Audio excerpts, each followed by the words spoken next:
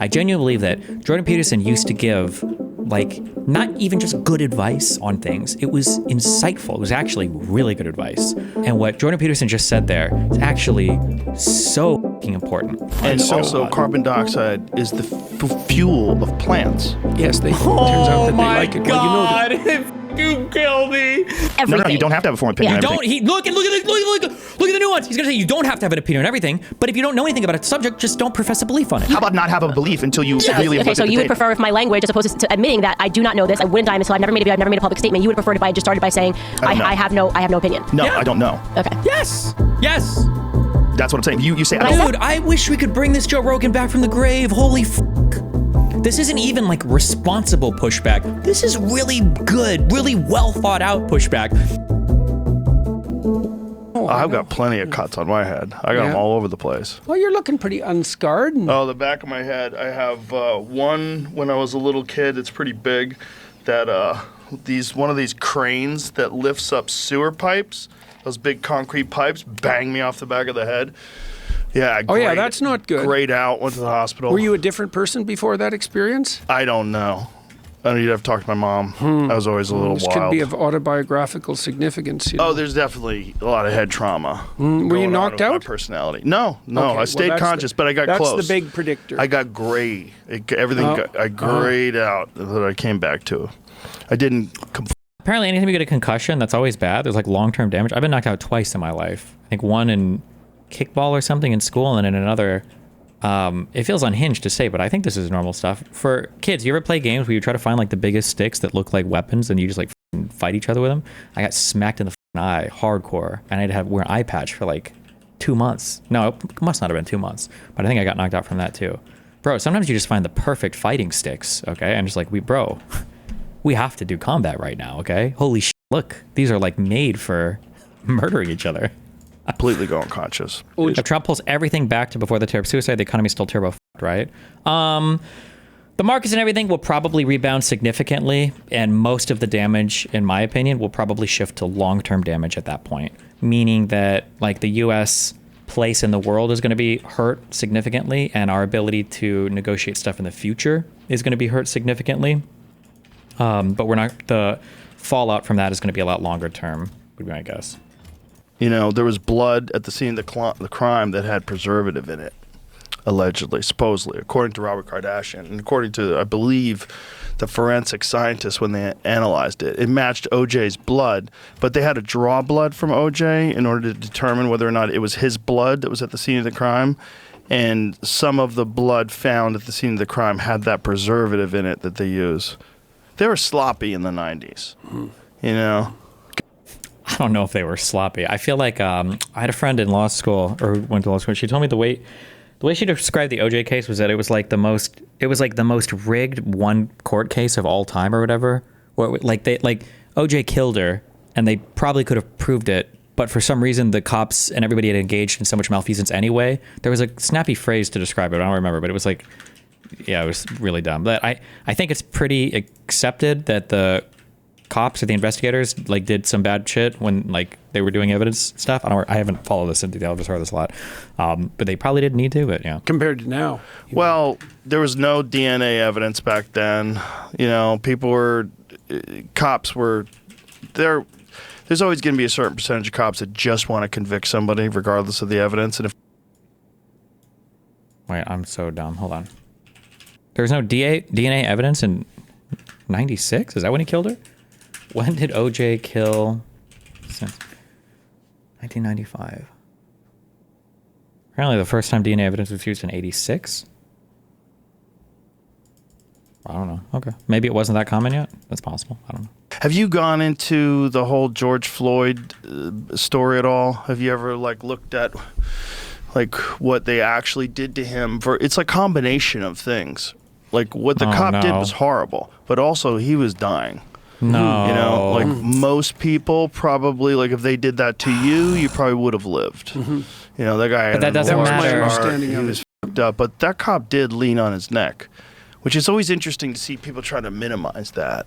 You know, I'm always like, you got to be able to just say what it is. Well, that situation can be ugly in a multitude of ways. Yes. Right. That's when things get well, Hairy. that's when it's very difficult to pick your moral pathway forward. All your choices are not good. Yes, Right. which is oftentimes the case when it comes to conflicts, right? Yes. Conflicts are very complicated, and people want it to be binary.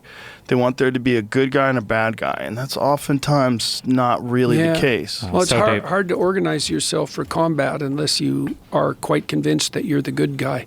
So there's a default to that dichotomy that's a necessary part of, well, even standing your own ground, right? Because otherwise you get demoralized. And so I suppose people, well, when they're threatened, they default to a simple narrative, and because that's, you can't defend yourself in some ways. Right. It's very hard to defend yourself, especially physically or militarily, without a pretty cut and dried narrative. Well, especially like military operatives, you know, you have to have a very your life and the people that you're with, their life depends on you not having any confusion about whether or Yeah, not right. it's morally correct Yeah, to yeah. be doing what you're doing. That's why they like to break it down to kill bad dudes. You know, Right. kill bad dudes. Right. Real simple. Let's Right. go. Simple, true. They tell us what to do, we do it. Which is what you want to stay alive. You want your teammates to stay alive. That's what you have to do. Wow. Yeah, well, you never know when doubt will cause a fraction of a second difference in reaction time. Oh yeah. That's Yeah. Always the thing with physical altercations with people too. You know, oftentimes people get sucked into these things where they're not sure whether to act or not act, and that's when they get in trouble. Right, You know. Wow. right. That's probably true in life. You don't Wow. want to oversimplify things too, but once you've made a decision, well, that's when it's necessary to put doubts behind you, because otherwise you just act in half measures. Yeah, and oftentimes you have to have done the wrong thing before, like failed to act or hesitated to act, and it cost you. And then you have to learn that lesson. It's very difficult to like know that without experiencing mistakes. You know, you have to have failed to act and He then says- realize, oh, I should have done something there. Yeah, well, I think that's partly too. One of the things that I often faced in my clinical practice and with the students that I mentored was this confusion about acting. I don't know what to do, so what should I do? Well, nothing. I'll wait around until I figure out what to do. It's like, Right. no, you should put together a bad plan and you should implement it, because even if you fail in the implementation, you'll gather information and then Yes. you can rectify the plan. And so, Fuck me. I genuinely believe that Jordan Peterson used to give, like, not even just good advice on things. It was insightful. It was actually really good advice. I have so many friends that I know who, and as I get older and I see them get stuck in these patterns, fall into this holding pattern of, I want to do a thing, but I don't know how to do it exactly, and I'm going to plan how to do that thing, and they get trapped in the planning phase forever, and then they never do anything. And what Jordan Peterson just said there is actually so fucking important. If you don't know what to do, there's two things you have to, there's one really important thing you have to recognize, okay? And it doesn't feel that way, but indecision is a decision, okay? Even if you don't want it to be, it is, okay? Time is always moving forward. So when you decide to do nothing or you can't make a decision, you are making the decision to do nothing. That's what's happening, okay? Because the opportunities are going away or the environment is changing, like other people are making decisions, you're getting left behind, whatever. You have to do something. Or if you do nothing, you're still doing something. You're just doing nothing. And that nothing is a something. If you really are like paralyzed and you don't know what to do and you're not sure, sometimes it's good to just do anything. Like if you don't know how you want to approach a project, if you don't know how you, whatever, just do anything. And once you do it, the information that you gather from doing that thing can be instructive. And after you gather some information and you start doing that particular thing, afterwards, you can have a, you might change and you might actually have a way to approach that problem in a way that like, now you can do it going forward. This is vague, but like, so for example, let's say that you're not sure about college class or something, or you want to go back to school or something, and you don't know what to do, and you're sitting here and you're thinking about it, and you put it off year after year after year. It might be good to just sign up for like 2 classes at a community college, okay? Even if it's not what you want to do, even if it's whatever, it's not a waste of time. Because what might happen is you go and you take a couple classes and you fucking hate it, and you remember how much you fucking hated school, and you're like, okay, I don't need to go back to school. I need to figure out something different. This sucks. Or maybe you go, you sign up, and you should really like it. Or there's a couple topics that you're like, damn, I actually can really get back into the swing of this particular thing. And just by just by doing something, now you've added that information to your head, and now you're more easily able to act on it and make a decision in the future, that you wouldn't have been able to otherwise. It's really important to do things, though. It's so important to do things. Don't just not do anything because you're afraid of making the wrong choice or whatever. You should do something. What he just said there is very, very, very important. Staying in that malaise until you know what to do makes you get older and more miserable, and you gather no information along the way. Yeah. A bad plan is a good idea. Best, any plan is better than none. That's a good rule of thumb. And a bad plan can be incrementally improved. Yeah. Right? With experience. Right. He who hesitates is lost. Yeah. Yeah, that's really difficult for young people. I think more so today than ever at any time in history, because the distractions are so many and they're so engrossing. If you get out of high school, you don't know what to do, and then you start playing video games and you're on social media, a day can slip by like that. Yeah. A day, a year, yeah. Becomes a week, becomes a month, becomes a year, and before you know it, you're 30. Yeah, right. And you haven't done shit. Yeah. And that's really common. That's really common today. What's the balance between the go do anything and patience as a virtue? These are not things that need to be balanced at all. What do you mean? Patience as a virtue has nothing to do with taking action or not, no? Because I've been lecturing to people for a long time about how to conduct themselves in life so they don't become a tyrant or a handmaiden to the tyrants. True. Right? A silent handmaiden to the tyrants, let's say. And aiming at play. When we walked in here today, one of the things we said was, let's have some fun, and I've been thinking this morning too about what attitude I should take coming in to talk to you, and there isn't a better attitude than play. And I think it is because it's the antithesis of tyranny in particular. And then you were talking more about mature play, and that's that good, that also makes sense. This is the issue with the idea that adulthood isn't any fun. It's like, well, do you want to play a simple game? Or do you want to play a really sophisticated game really well? Now, that's going to require some discipline and some training and some maturation, but the payoff is much higher. That's a good way to conceptualize marriage. The highs are higher when you're successful. Well, and also the people who have the most sex now are religious married couples. Wow. Really? Yeah, I know. Isn't that funny? Which religion? It's like, yeah, good question, Joe. Good question. Well, I guess in the West that would obviously be Christianity, but it's an interesting case example of the sorts of things we're talking about, because you can imagine at the dawn of the sexual revolution, when the birth control pill became prevalent, that the last hypothesis anyone would have possibly generated was that the cascading consequences of that over 50 years would be, radical increase in pornography use because sex has been made less dangerous by the pill, and that the people who are having the most sex would be religious married couples. Right, but is that true? Because pornography essentially was very difficult to acquire before the birth control pill was invented.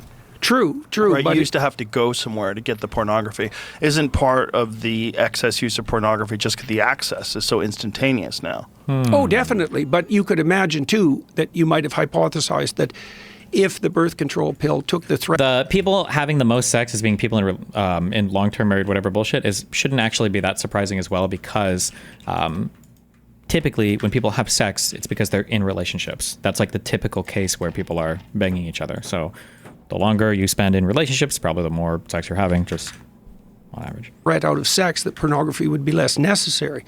But that didn't seem to work out. Right. So it's certainly the availability is...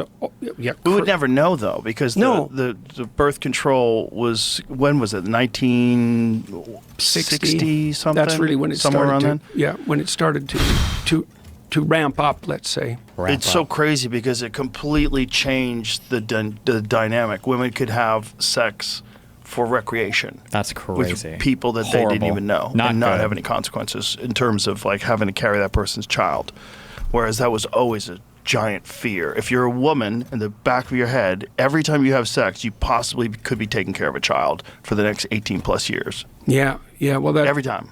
Right. It's like this thing. This is a consequential thing where it's with a guy, God damn. it's like you have this biological imperative to spread your seed. but you're not thinking about making babies, right? You're thinking about sexual activity. When a guy's having sex, he's not thinking, I can't wait to make a baby. You're just thinking, boy, sex is going to be great. I'm excited. Oh, boy, that's fun. You're not thinking, I'm making a kid, because that would make you hesitant, and nature's not interested in hesitation. Nature's like, no.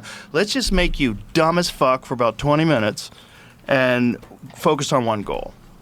So why did you get married? Well, I love my wife. She wanted to get married. We had a child.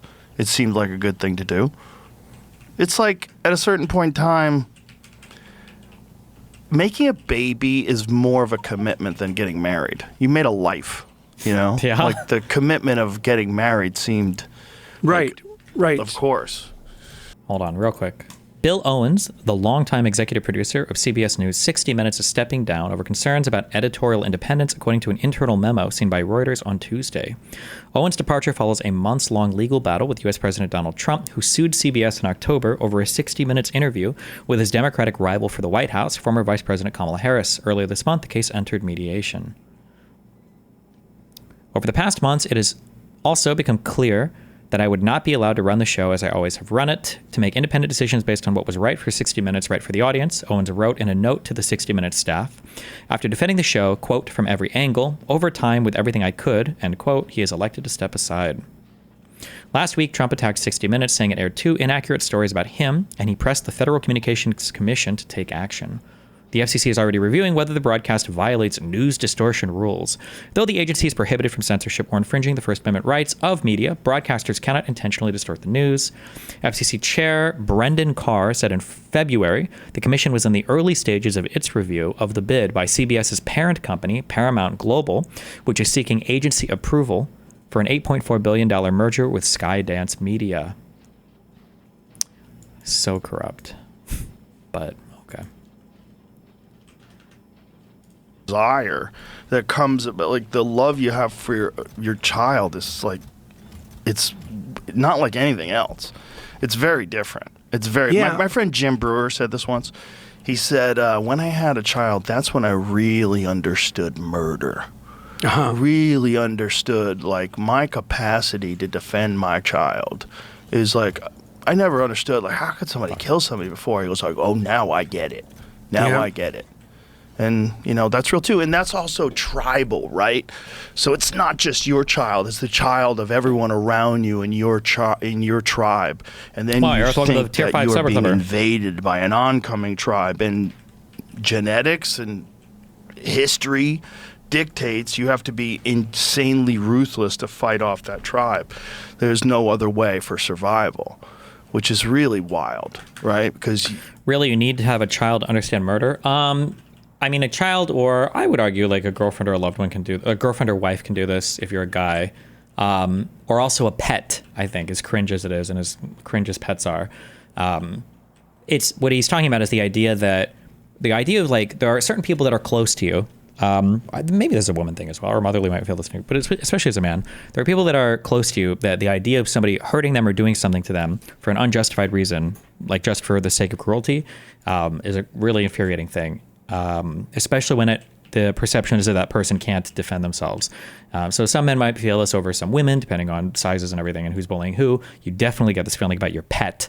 Seeing somebody like kick an animal brings out this feeling in most people. And then when you have a child, like the idea of people hurting or bullying your child is like also, a very not good feeling.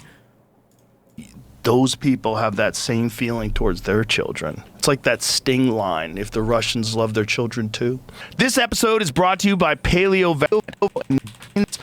100 visit Your wife. your first order. But can't you feel this way about your parents too? I mean, you can, but adult humans just don't bring it out the same because we tend not to. I think that this is usually something that you feel for somebody that you intuitively feel is less physically capable or less capable in general.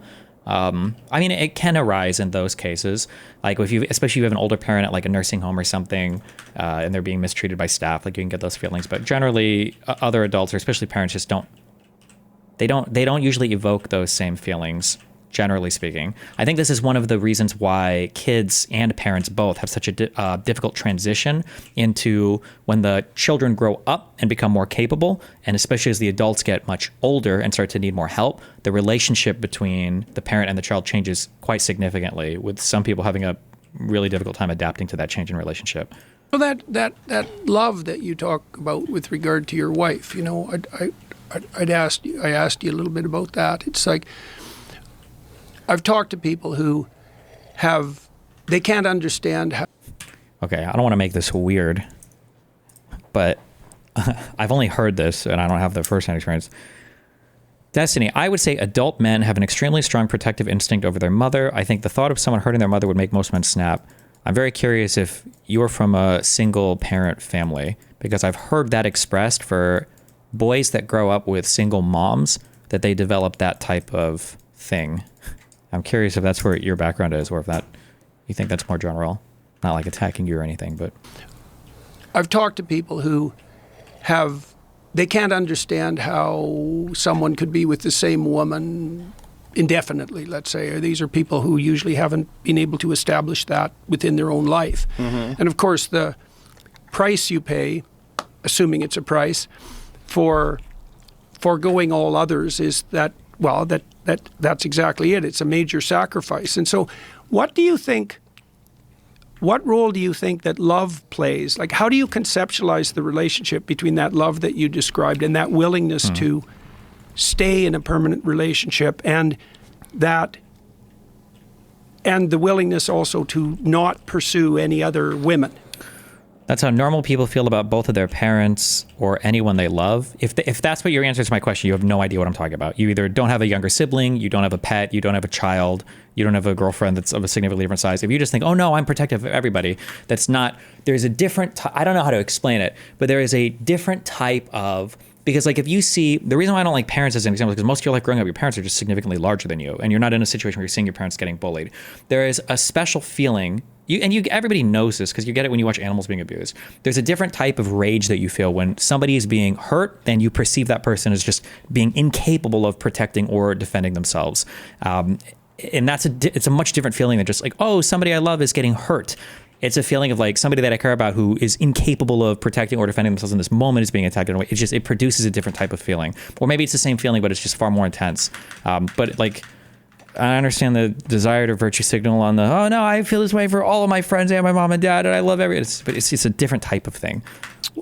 How do you... If you grow up in a healthy household, it's hard to imagine you would ever have that feeling for either of your parents, because your parents are generally always bigger and older and just not in those situations. You're not going to be in a situation where you're watching your parents getting attacked and shit all the time. That's why there's such a mind.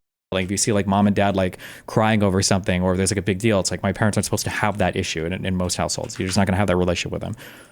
The willingness also to not pursue any other women. How do you understand? How does that make itself manifest in your life? I mean, I presume that you had opportunities of all sorts. I presume you do as well. In principle, I suppose they don't seem to come to me in a sense. Can this level of feeling or understanding that can be reached without having a pet or child, etc.? I don't know. I don't think so. I don't know anything in my life. The only thing in my life that has ever produced a feeling similar to this would be related to a child or like a girlfriend or whatever. I guess a pet if you want, but. Assume that, you had opportunities of all sorts. I presume you do as well. In principle, I suppose they don't seem to come to me in a sense. You're a hot professor type character. Back in the day, guys like you would be banging their grad students. Not guys like you, but guys in your position. Yeah. Well, right? there were guys. Wasn't that always the thing? This is a fascinating aspect of academia. I seem to shut that off pretty much at the beginning. Well, they seem to have completely stopped that. Like if you go back to Feynman and Oppenheimer and famous scientists were notoriously playboys, which is really interesting because it's like these wild, innovative people were essentially like intellectual rock stars, right? And then somehow or another that just got stopped.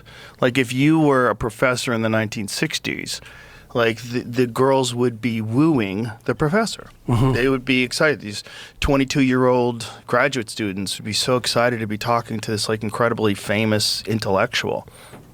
And they all were ladies' men.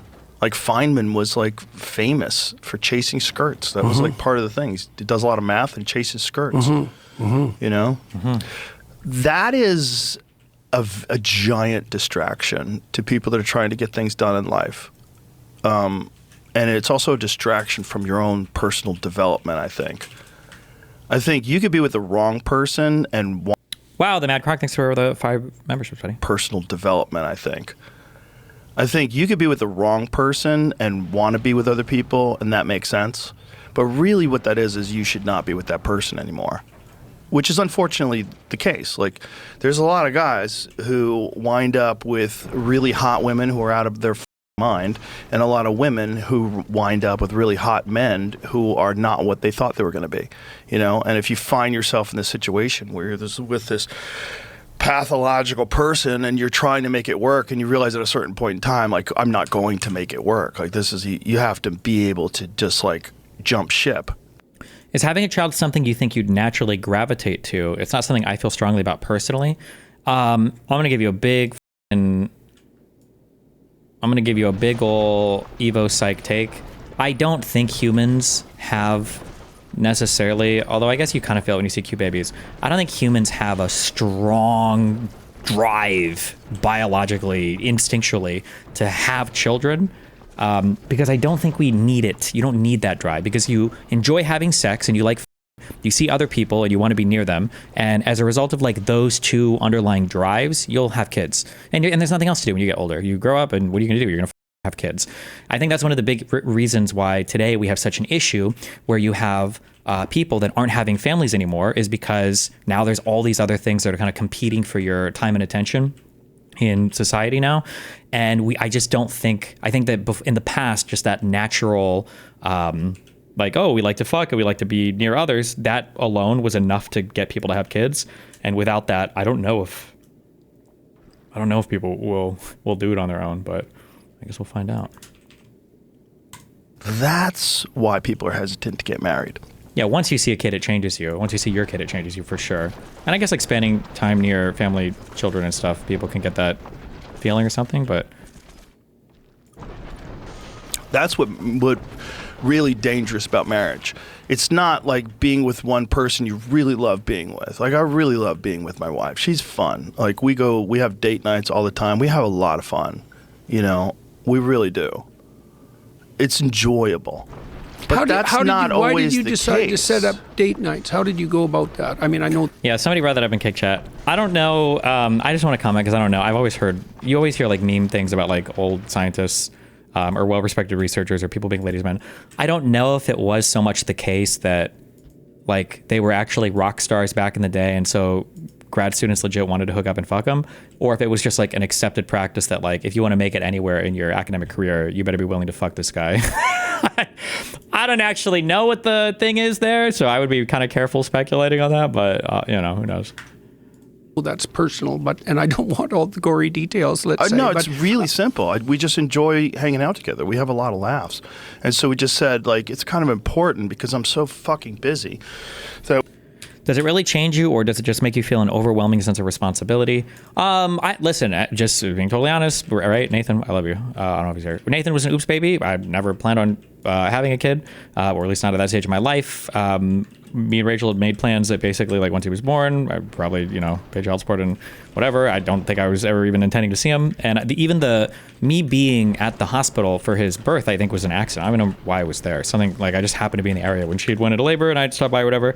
That was my feeling basically on going into it. But I think when you actually see like a baby comes out and it's like half your shit, it's like an actual like thing that you have created with your body, and he's there and he's like alive and he's crying and you felt him, not as much as the woman has, but they kick, you can like touch the belly and there's like a little kid in there doing shit.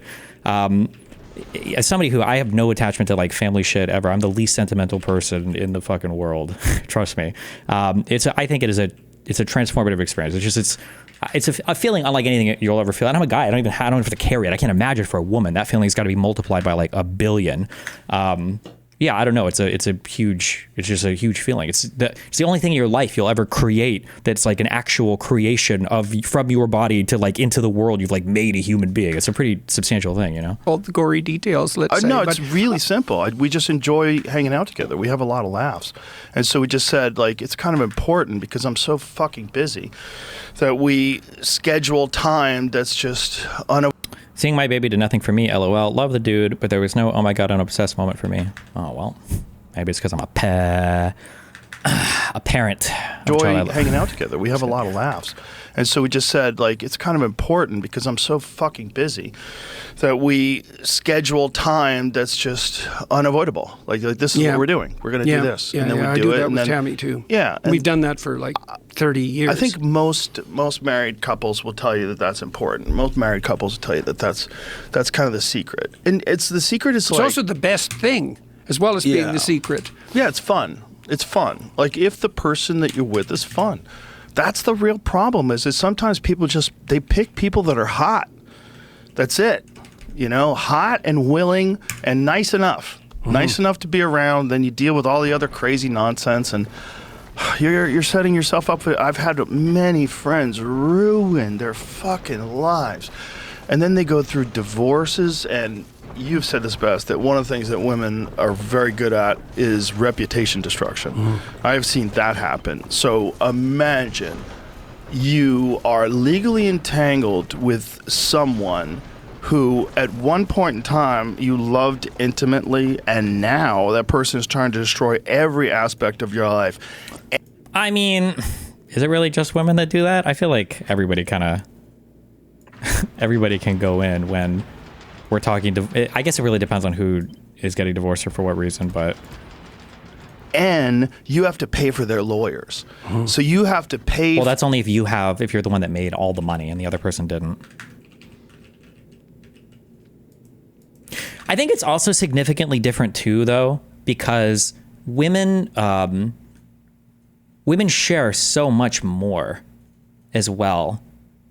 Like, I don't know how to explain this, but if you're a guy, I just don't think men share much about their partners or their relationship. We just don't. Guys aren't usually like, oh, like my wife was so sweet today and she did this and blah. Like men just don't have those conversations. Whereas like women are like, oh my God, like check out this like picture of my husband's dick that he sent me with like all 10 of their friends. They're like, oh, look at this. And like, yeah, we all do this all the time. And it makes me feel like this. And we go all blah, blah, blah. So like when the relationships go sour, I feel like for guys, it's more just like, oh yeah, we divorced. She's a bitch. Fuck that. It's whatever. But like women have so much access to each other's personal lives and relationship information, and everything. They're probably more likely to have stronger feelings about it too. Yeah, I don't know. I think we do communicate in different ways. So I guess like in that sense, a woman could be more reputationally destructive, but I think it's because they tend to talk about that stuff more anyway. I think, yeah. For the general of the army that's trying to destroy your kingdom, mm-hmm. and I've seen this happen to many of my friends, mm-hmm. and that is why people are afraid of marriage. That's why people are afraid of commitment. Because the disastrous implications of like what can happen if it goes sideways. I hate these types of conversations because if you really do believe that like we have an issue with people like getting into relationships or talking to each other, whatever. If you really believe that these are issues that we need to address, this is bullshit. There's not all of these men that have access to all of these women, and they're like, God, you know, I know so many great women, and we get along so well, and it's like, but I'm so worried she's gonna take everything and like this is not a real problem. This is not a real thing that like this is the thing that's keeping people from getting married. Is the like bullshit? I don't believe that. And even if a guy says it, I wouldn't believe it. You have other things at play or other types of commitment issues at play here. If this is seriously the thing that's preventing you from getting married, it's bullshit. Like, what can happen if you wind up hating each other? And what can happen if you just lie to yourself and you trick you? Like, some of the hesitation that I had for getting married is most of my friends that got married when I was young all went through horrible divorces. When I was on news radio, Dave Foley, Stephen Root, and Phil Hartman were all going through it in different levels of psychosis. Obviously, Phil Hartman's being the worst because his wife shot him when he was leaving her, by the way. He decided to leave her, and he tried to leave her a few times, and she shot him in his sleep, and then she shot herself. It's a horrible, horrible story. But Stephen Root went through it, and they'd confide in me, and I'd be like, oh, Jesus Christ. the amount of money these women were trying to get from them when they knew that they couldn't afford this. So one of the dirty tricks that will happen with divorce lawyers, with people that are on sitcoms, is when you get on a sitcom, if you're an actor and you get on a sitcom, it is the most stable job, the greatest job in show business for a lot of them. Because you're going to get a steady check. You're going to do 24, maybe 26 episodes a year. You're making It like movie people, if you look at their pay and shit, bro, a lot of your top tier streamers are making more than probably half of like A-list Hollywood celebs. Like, it's pretty crazy. Like a Hollywood celeb that's like an A-lister might do a couple movies that pay a decent amount, but there might not be a lot of work for like a year or two. But I guess you're making money in other way through like endorsements or sponsorships or, you know, commercials or whatever else. But the sitcom jobs are nice because, like Rogan says, yeah, you can like you can crush, you know, 50, 100K an episode or more depending on how popular the show is.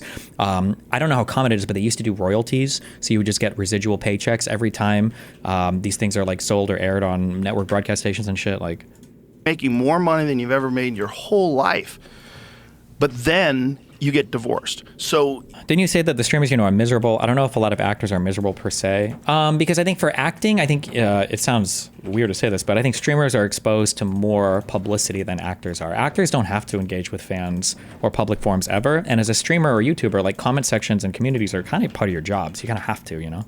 I was on a sitcom anymore. I don't have the potential for earning. I was on a hit sitcom, like not even a hit sitcom, but I was on a sitcom on NBC, paid a lot of money, and that was the only time I made that kind of money.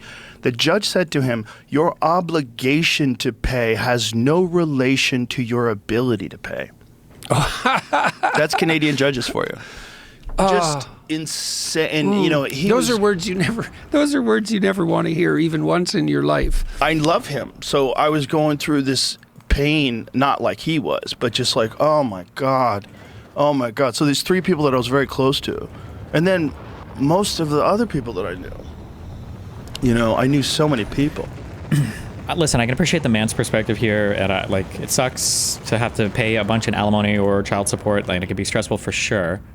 But I mean, I will say that like the reason why alimony and stuff exists is because women are making huge sacrifices to empower that man to continue to work while having a family. And, you know, if you're going to be the type of guy who's constantly saying to women, like, hey, it's your job to have families, it's your responsibility to take care of children, like, it's not your responsibility to be in the workplace and have a job. If you're going to say that, then that's fine. But then as a man, your role is, well, listen, if shit gets fucked and the relationship ends up splitting up, you have to continue to provide financially for this woman because you told her to abstain from pursuing financial goals. And now she's no longer without you as a man, and because of that, she has nothing in her life financially. So of course, you kind of have to chip in. Like, yeah. Fortunately, my mother and my stepfather have a great relationship, and they have for a long time. So I had that modeled. Like, they were always very close, and they didn't fight, which is really nice. It was really nice to have that as a model. You know, like where I realized, okay, it's not, everybody's not at each other's throats all the time. And some people actually do enjoy spending time together. Is alimony contingent on kids? Don't women without kids get alimony? You can. I think it just depends on how much the both partners earn and like who's making sacrifices or whatever to have that earning. I don't know why. I think you deserve as a man to lose everything. If you marry a woman who is a stay-at-home whatever and doesn't work and you don't have kids, I don't know what the that is. It's a stay-at-home girlfriend. Why would you even do that? That just sounds cringe as fuck to me. But I don't know. Maybe I'm not traditional enough or something. But like, relationships with a woman doesn't work if you don't have kids. What the is the point? I've been touring about this new book of mine, right? We Who Wrestle with God, and it's We Who Wrestle with God. I've been lecturing about lots of the things I know, but I've been using biblical stories. Moses is a leader. He's the archetypal leader, and he realizes his responsibility in the encounter with the burning bush, which is something that attracts his attention, that he takes with great seriousness, and that transforms him. And so then he becomes the leader who stands up against the tyrant and frees the slaves and takes them through chaos into the desert. And his temptation as leader is to use force. So when he's a young man, for example, he kills an Egyptian aristocrat who was tormenting a Hebrew slave, and that's why he has to leave Egypt. He's tempted by power because he's a leader. And then at the end, even though he's done all these things, he's been an upstanding man and gone beyond his call of duty. And he's right at the point where he attains victory, right, to enter the promised land. Call her duty! And he uses force once. When God tells him to use invitation, to use his words, the logos, to use words, to use invitation. And that's enough so that he's dead. So is his brother Aaron. That's his political arm. And he doesn't enter the promised land. And then in the Gospels, of course, Christ forgoes power altogether. The temptation in the desert, one of the 3 temptations is the temptation for use of power. So one of the things that maybe we could conclude from all this, given the context of what you said, is that you can tell the tyrants, they use fear and compulsion, and they don't use invitation. So one of the rules we put together for ARC was invitation only. Play, we're going to do this playfully. Yeah. And we're not going to use force or fear. Don't rape them with your play. Use invitation. True. And so I don't know what you think about that. It's the distinguishing characteristic between the wannabe tyrants and the true leaders. My God, how the true profound. leaders say, here's an offer. Would you accept this of your own free will? And the tyrants say, the apocalypse is coming and everything, and we are allowed to do everything to forestall it. Right. Right, including control you and everything that you do. That's the problem. Yeah. Right. And that's how they get people to fall in line. They fall in line through fear. Yeah. Yeah. Well, fear and force. It's like also, you have to do this because the apocalypse is looming, which is always in a way true. Always. There's always an apocalypse of one form or another looming. The question is, what do you do about it? Well, and terrify people and compel them. Anywhere in the world right now, right? You might be experiencing the apocalypse right now if you live in Gaza. Yeah, you might be experiencing the apocalypse right now if you're in Yemen, if you're a Houthi, right? This was supposed to be about who timestamped this? Environmental narratives and fear of change. Oh no, wait. The vaccine debate and public reaction. How is that? The what this world about? is always coming. Right, and for you, for me, for everybody. Yeah, right. So you can always look into the future and conjure up an apocalyptic scenario. And how do we say this and not apply this to the Republican Party that basically runs exclusively off of apocalypses? The immigrant, the caravan is coming. The Democrats are coming for all of your freedoms. The rest of the world is abusing us. So we have a national security about fentanyl. We have a national security about immigration. We're being invaded by gangs. The rest of the world has been taking advantage of us. Now we have a national security on trade. Like, how is this not every single thing the Republican Party messages on? maybe even that in itself isn't a sin, although I think it is. There's another, but if you then turn to fear and compulsion as your means of governance, then you're a tyrant. I don't care what your excuse is. It has to be invitation. Right. As your means of governance, then but in itself isn't a sin, although I think it is. There's another, but if you then turn to fear and compulsion as your means of governance, then you're a tyrant. I don't care what your excuse is. It has to be invitational. That this is a transformation of the I forget the names of the syllogisms, of the Aquinas syllogisms for the proof of God. But it's the is it the cosmological argument? I don't remember. But there's one where it's like everything had to have a beginning. The universe had a beginning, therefore, fucking somehow God. I don't even remember the formal syllogism. But it's one of the ones that you can theoretically spin back on a religious person and go, oh, okay, well, why can't I say like the universe is infinite? And then you have a dialogue back and forth about like, well, the universe can't be infinitely long, or it couldn't have always been there. And it's like, well, why not? It was like, okay, because it can't. Okay, fine. And they'll be like, well, God was infinite. It's like, well, why is God infinite? Well, he just is. Well, why can't I say the universe is infinite? You can say God is infinite. Back and forth like that to show that you're in the same position. He just said that you can't rule by fear or compulsion. It has to be free or whatever. What was Moses' punishment for not just speaking to the rock instead but tapping on it? What was it? It was death and not being able to enter the lands of Israel. Like, damn, bro. I mean, it seems like God rules that way, and it worked pretty well for him. As your means of governance, then you're a tyrant. I don't care what your excuse is. It has to be invitational. That's when it gets scary, when you see governments telling people that they have to fall in line, or these are our horrible consequences. Like governments, those can be horrible things depending upon the type of government. But if you live in a democracy, then it feels totally okay. Like governments should be telling us to some extent what we're allowed to do and what we're not allowed to do. That's what we vote for. right? We all agree that you shouldn't be able to murder people or steal from people. It's totally fine to have those restrictions or limitations on things. For you not agreeing to what we're saying. Yeah. Yeah, and then if you don't do this, you're a part of the problem. Right, exactly. Yeah. Well, and if the apocalypse that's generated in that way is of sufficient magnitude, there's no limit to the amount of power that can be exerted. Right. Because obviously the rationale is there. They have to do it, right? Like this is the rationale to stop Trump, right? You're trying to stop Hitler. Right. Well, no matter what. It's Circumvent also, the I First think, Amendment, use the law, use lawfare. Use whatever. Yeah. Use whatever. This is one of the things that worries me about Canada at the moment.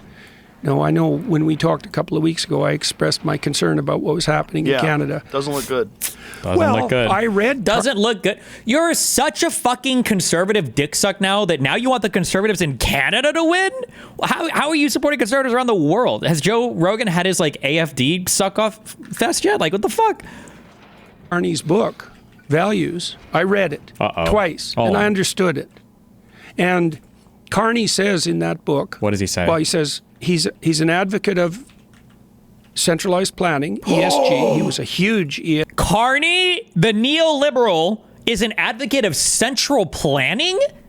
If you don't know, central planning in the socialist sense, and that is what you mean when you talk about central planning, is the idea that the government or some central body can dictate your economic inputs and outputs, meaning they'll tell you how many economic inputs, how many engineers are we going to have, how many doctors are we going to have, how many of these things are we going to order from, some other country as intermediary products? And then the outputs, we're going to produce 400 PlayStations, we're going to produce 20 houses, right? He's a fan of central planning. I mean, to some extent, everybody centrally plans at least a little bit, right? Large corporations have some form of planning. It's not really the same because they respond to market forces in this. And then governments will call for things saying like, well, we need to have some, housing, public housing, but we need to have something that we call for. There's nothing necessarily wrong with that. But to say that makes you pro-central planning is like saying it makes you a fascist if you think cops should be allowed to arrest people who are accused of crimes. Like, come on. ESG advocate.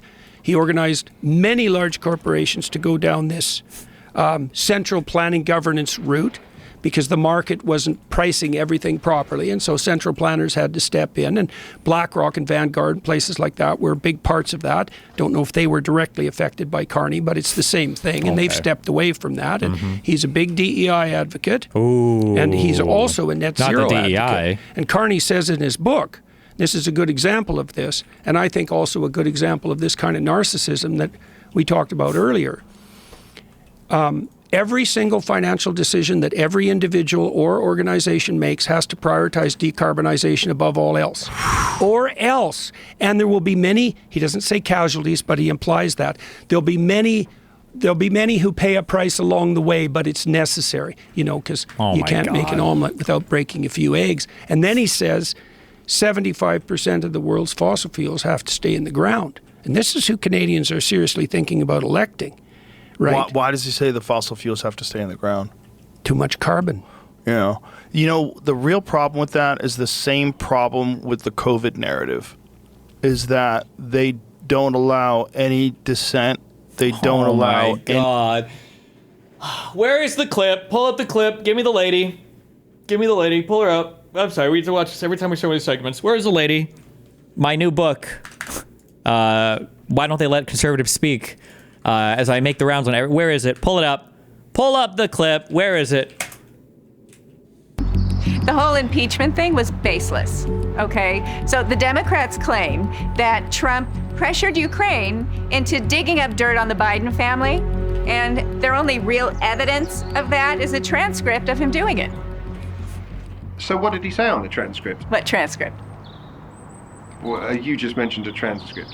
Wait, this isn't the right one, is it? Check your tape. I said no such thing. Or is it part of this? The only real evidence was a transcript of Trump pressurizing Ukraine. There's no such place as Ukraine. Yes, there is. I choose to believe there is not. In March, the president said the pandemic would simply go away, didn't he? Okay, see, this is what the media does. You lie, fabricate, fantasize. The president never said that. It will go away.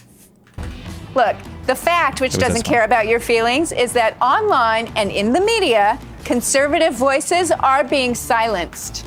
I've said this before. I said it on my YouTube channel. Conservative voices are being silenced. I said it on Joe Rogan. Conservative voices are being silenced. On the Jordan Peterson Kayak podcast. Conservative voices are being silenced. I said it on Tucker Carlson. And Tucker, we know conservative voices are being silenced. Twice, actually. Like I said last time, Tucker, conservative voices are being silenced. That is exactly right. And I said it in my New York Times bestseller. Conservative voices are being silenced. It's a point I have to make over and over because conservative voices are being silenced. In fact, you won't even use this footage. Actually, we will. This talking point over and over again of they didn't let us talk about this. We weren't talking about this. We couldn't challenge this. Bro, what? Why do we still say this? You know, the real problem with that is the same problem with the COVID narrative, is that they don't allow any dissent. They don't allow any data that conflicts with the narrative.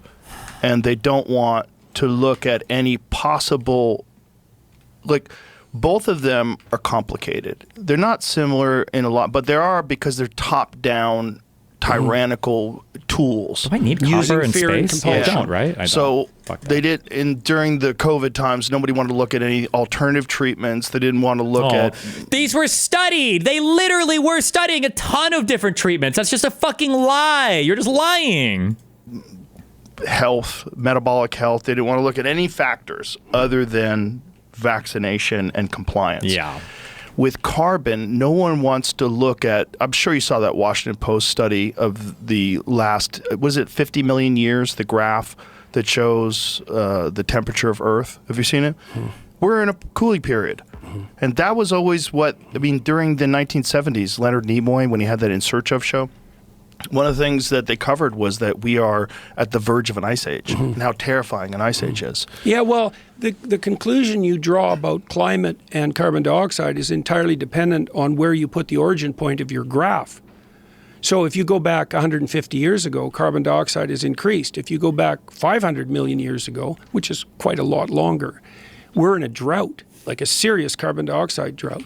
Right, and God. also carbon dioxide is the fuel of plants. Yes, turns out that they like it. Well, you know it fucking killed me.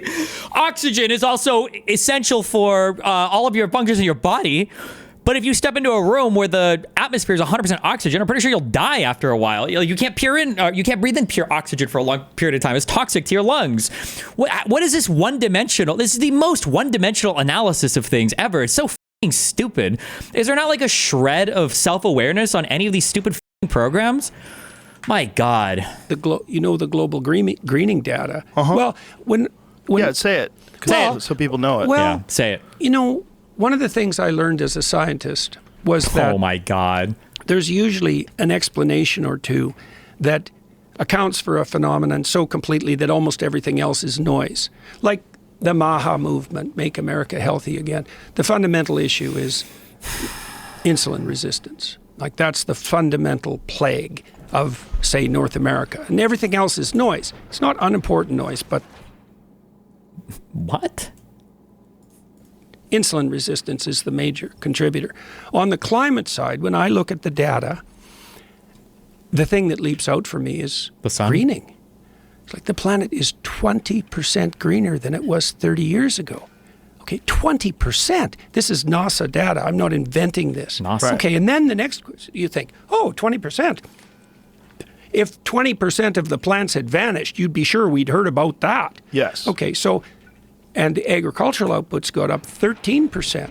Now, whether all that additional carbon dioxide is a function of human activity, that's still debatable. It doesn't matter. There is an association between the carbon dioxide rise and the plant propagation. Okay, it's even more particular than that, because a lot of the greening has occurred in semi-arid areas. So This type of shit actually like black pills me so fucking hard. I don't understand how you can be insightful or intelligent in some area and just be so fucking clueless. It is my biggest fear in life of falling into this somehow. Like, holy fuck. How can you be so stupid and and such a political fucking hack that you can't see what you're doing on this? It's just insane to me. areas around deserts. And the reason for that is that if there's more carbon dioxide, the plants can close their breathing pores more and they don't lose water. And so not only is there 20% more vegetation, which is a lot. I think it's A twice the area of the United States that's greened. That's a lot of green. And where our agricultural production is more effective. And the places that have greened were the very places that the deserts were supposed to expand into. And so, right, because they've greened, they've shrunk, not grown. Now, you could say, well, that rate of change has its problems, and, rates of change have their problems. But I don't see another data point that's anywhere near as stunning as that. I think it's a really important point what you said, that if we lost 20% of the plants, people would be freaking out. Oh, my God. Well, right? and rightly so. Rightly so. But yet it's not even discussed because, again, it's one of those things that invades the narrative, right? It's one of those pesky facts, those pesky truths that gets in the way of the thing that you're saying, well, the apocalypse is coming. Yeah, well, that's the thing about the narrative. I'm curious about, fuck it, let's read it. For NASA. The world is literally a greener place than it was 20 years ago. The data from NASA satellites has revealed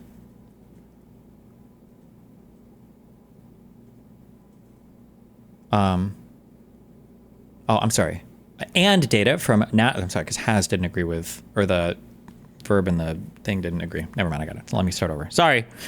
The world is literally a greener place than it was 20 years ago. And data from NASA satellites has revealed a counterintuitive source for much of the new foliage: China and India. A new study shows that the two emerging countries with the world's biggest populations are leading the increase in greening on land. The effect stems mainly from ambitious tree planting programs in China and intensive agriculture in both countries. The greening phenomenon was first detected using satellite data in the mid-1990s by Ranga Mineni of Boston University and colleagues, but they did not know whether human activity was one of its chief direct causes. Hold on! Can I just point out, one sec, just real quick, can I just point out how immediately fucking stupid, hold on. Change have their problems, but I don't see another data point for parasitical behavior. Oh my God, fuck me, Why? Thinking about pest. Sorry.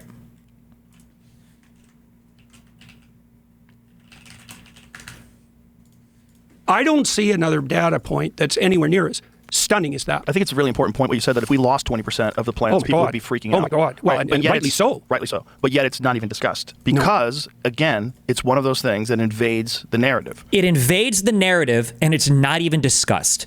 Yet, the only reason we know about this is because some foreigner, Ranga Mineni, at liberal arts Boston University did research and then published it on fucking nasa.gov, which is a website that also gives us a lot of information about climate change. Like, what is the narrative here? How do you listen to this fucking sludge, this toxic, disgusting filth, and come away being like, God, he's so right? They would never, I don't know who they are, but they would never talk about this publicly because it blows up the narrative so much. Like, I wonder what the renegade hodgepodge crew of researchers were who dared to defy this. Oh, it's from nasa.gov and it's by fucking liberal universities that are doing the research. Like, come on, what the fuck? It's so stupid. And if you were to look at anything else on NASA about climate change, they would say, oh, it's just climate change propaganda from NASA. Of course. Give me a fucking break. Sorry. I'm curious what this article is even about. It's called the Moderate Resolution Image Spectroradiometer, or MODIS, and its high-resolution data provides very accurate information, helping researchers work out details of what's happening with Earth's vegetation down to the level of 500 meters, or around 1,600 feet on the ground. Taken all together, the greening of the planet over the last 2 decades represents an increase in leaf area on plants and trees, equivalent to the area covered by all of the Amazon rainforests. There are now more than 2 million square miles of extra green leaf area per year, compared to the early 2000s, a 5% increase. China and India account for 1/3 of the greening, but contain only 9% of the planet's land area covered in vegetation, a surprising finding, considering the general notion of land degradation in populous countries from overexploitation, said Qi Shen of the Department of Earth and Environment at Boston University in Massachusetts, the lead author of the study. Wow, a foreigner in the Department of Earth and Environment, which must be a wokey fucking department at Boston University in Massachusetts, the bluest fucking state in history, okay, and lead author of the study. An advantage of the MODIS satellite sensor is the intensive coverage it provides, both in space and time.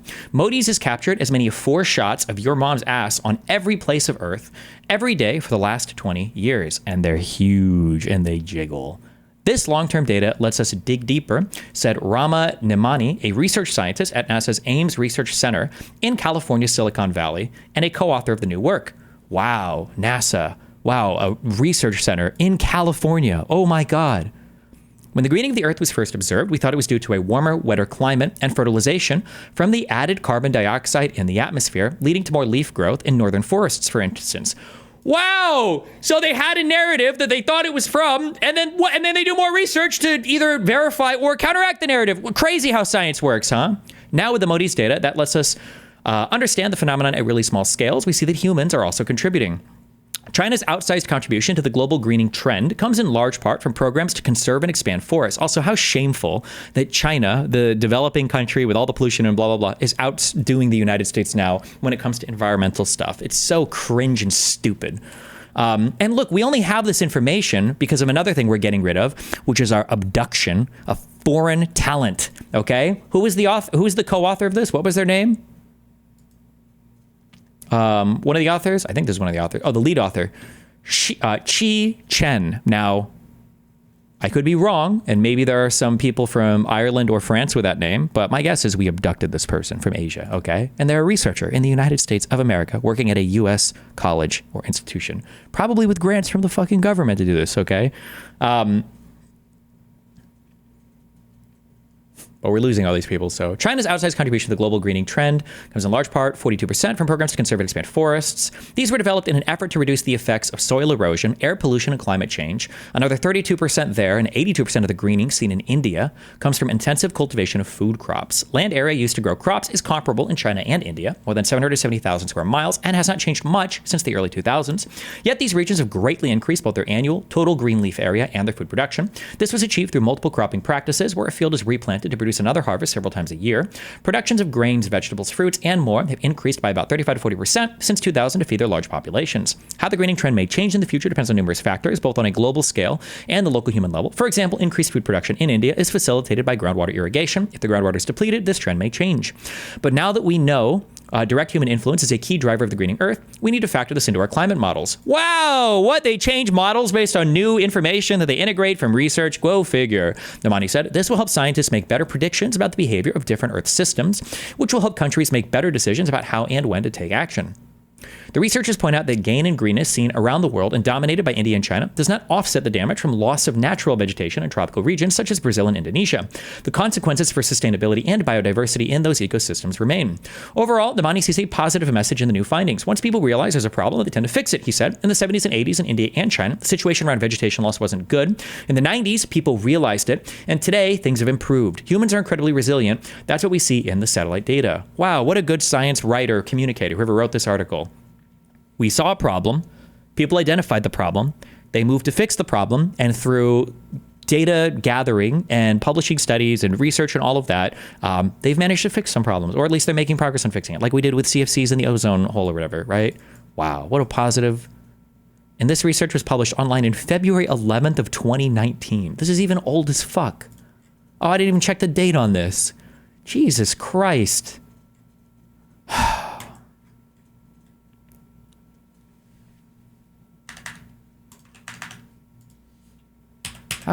How fucking stupid to listen to these two fucking retards. At least one is an excuse for being retarded. I don't see another data point that's anywhere near as stunning as that. I think it's a really important point what you said, that if we lost 20% of the plants, people would be freaking out. Oh my God. Well, right. and rightly so. Rightly so. But it sounds like that's almost what happened. They saw that there was a lack of greening. They saw that there was a whole bunch of bad shit going on in the 90s, and they did not freak out, but they identified a problem, and then they took steps to fix it. But yet it's not even discussed because, again, it's one of those things that invades the narrative, right? It's one of those pesky facts, those pesky truths that gets in the way of the thing that you're saying, well, the apocalypse is coming. Yeah, well, that's the thing about the narrative. It's like, okay, so now we talked about the psychopaths who manipulate belief systems for their own advantage, right? The people who use God's name in vain, the Pharisees who want to dress in religious clothing and obtain status in consequence. They're Christ's number one enemies in the Gospels, by the way, those people. They're the ones who conspire to crucify him, right? The religious pretenders. Right. So this has been going on for a very long period of time. So the climate apocalypse narrative is perfectly situated to, what would you say, to serve the purposes of the narcissists, the Machiavellians, the The All the psychopaths and the buzzwords, yes, sadists, because true. it's a My God. infinitely expanding existential threat that can be used as an excuse for anything. Yes. Right? Oh And- yeah, like how immigration is used now to justify the Alien Enemies Act, or how in Canada you had fucking truckers that were so ass-pained over fucking wearing masks that you guys shut down trade in North America for a few days. Like, I mean, like, how does this only ever apply in one direction? It's so fucking cringe, dude. And it also provides a perfect cloak for any amount of power maneuvering. It's like, I want to make your shower heads put out a needle spray so that you're cold all the time while you have a shower. I don't understand how they find the most niche fucking topics in the universe to fucking cry about. It's actually insane to me. Like, are there, like, I've lived in a lot of different places in the United States. I've been to a lot of different places in the United States. Is there really this feeling of like, God, I wish I could just have 10 times more water coming from my shower head right now. I feel so oppressed right now. My God, dude. While you're doing something you do every day that could otherwise be highly enjoyable. Why do I get to The invade enjoyment of my shower has been destroyed. This could be a highly enjoyable experience, and now I hate my life. your life to that degree? Well, because the planet's at stake, Joe. And who are you to privilege your shower comfort, something that trivial, over the fate of the entire planet? Well, you can use that argument at every single level. You know, Trump came out with this executive statement just a few days ago about shower heads, and everybody kind of laughed about that. And I thought, no, he has an eye for petty tyranny, right? For petty tyranny. Okay, dude. And there's very little that's more Okay, petty dude. than... Well, I think the showerhead example is a perfect one. Yeah. And then you also think, look, if they're willing to control your life at that level of detail, what are they not willing to control? True. It's like you're concerned about my shower heads, like we're out of water, which Right. we're not at all. So what won't you control? So you think, well, the psychopaths are edge cases. Wait, was there a big cut there, or did I just... So what won't you control? So you think, well, the psychopaths are edge cases. They'll move wherever. Remember what happened in California, by the way, where they were complaining about not having enough water? But okay, dude. Okay, dude. The power is. They find a narrative that can be used to strike fear in the hearts of people and to justify compulsion. They ally themselves with that belief claim, and then they ratchet themselves up status hierarchies without any true reputational validity, riding on that edge of fear and power. Right, right. I wrote an article, it hasn't been published yet, in the Telegraph, because I got hell, a lot after one of our podcasts. You may know this, but What The happened? climate change stuff. that's right. The whole bloody transcript was sent to the college as an indication that I was out of my wheelhouse. You know, and maybe I stepped a bit out of my wheelhouse when we had that discussion because I'm not a climate scientist, whatever the hell that is. By Whatever, the way, yeah, 'Cause what you does have to that know mean? a lot to be a climate scientist and an economist on top of that. Oh, my God. So today I'm talking about something that's a lot more psychological. The climate apocalypse narrative is a social contagion that's driven by power-mad psychopaths who are hell-bent on using fear and compulsion to make sure everyone steps in line so that they can continue with their acquisition of undeserved power. It's also Jesus effective Christ. enough that the people that are underneath the power comply and do the job of the man for the man. Wow. Yeah, well, that's the advantage of using fear and compulsion, Yeah. right? It's like, That's well, I have to crazy. go along with this because my leaders who had built up a certain degree of credibility are telling me that, you know, the apocalypse is nigh. And who am I to, well, first of all, question, because, God, there's a hard thing to figure out. You know, what's the global effect of human activity on the climate for the next 100 years? Well, good luck figuring that out. But this is why making it more psychological this time. It's like, the climate fluctuates, and for complex reasons. But that doesn't mean that you get to look 100 years into the future and you get to conjure up an apocalyptic narrative, and you get to say, we're the only people that can save you, and you get to say, you have to change every single thing you do in your life and prioritize our concern above all else, including even the well-being of your own children, or the economic future of the Africans, for example, who don't get to use fossil fuels, right? You don't get to do that. You don't get to do that using fear and compulsion. Not only that, it's being done by people who have been wrong about everything, every step of the way. Every Not step the of the way. Africans. Yeah, well, then they just play a sleight of hand game there, though. Okay, we got the time frame wrong, Joe. It's not 20 years. But the it's not even emergency, just 40 that. years. It's not even just climate change. It's basically everything. Public Yeah. health, agriculture, It's you crazy, name it. dude. Everything. Yeah, well, that every sets single us- thing. The water supply. That everything. sets us My back God. into this conundrum that you and Douglas and Dave were addressing. It's like, okay, two conundrums, like three. How do you pursue your interest in a landscape that's been shorn of reliable expert input? I don't know. How? Who do you rely on? Right. Okay, if you don't know who to rely on, like, how do you keep the bloody psychopaths at bay? Right. You know, and the Ooh, not the conspiracy theorist psychopaths. mongers and the people who aren't trying to discover the truth, but who are using the conspiratorial edge, let's The say. grifters. Yeah, the groypers, for that matter, right? Ooh. These are people who are clearly playing power games for their own benefit, and they're spinning up these conspiratorial narratives and riding on them and occupying them in this parasitical manner. It's going to be a huge, this is a huge problem already on the right-wing side. I don't even know what the hell that is anymore because I don't know what the left is and I don't know what the right is. But maybe you just shouldn't be talking about politics. Huh? Yeah, well, that's also what we're trying to do with ARC. It's like, what is the center? Right, the center's kind of where we can all meet up. Yeah, the center's just good because it's the center. Doable. Well, let's specify it even more. Okay. The center is a place you'd go if you were invited. Ooh, right? That's a good exactly. one. Wow. Well, and that also ties back into this idea of play. Like Piaget figured this out when he was watching little kids. So if a little boy wants to play house with a little girl, which is generally a good idea. Somebody said the difference between this show and the one going against Candace Owens. Night walkers at the point. But this is 6 years old.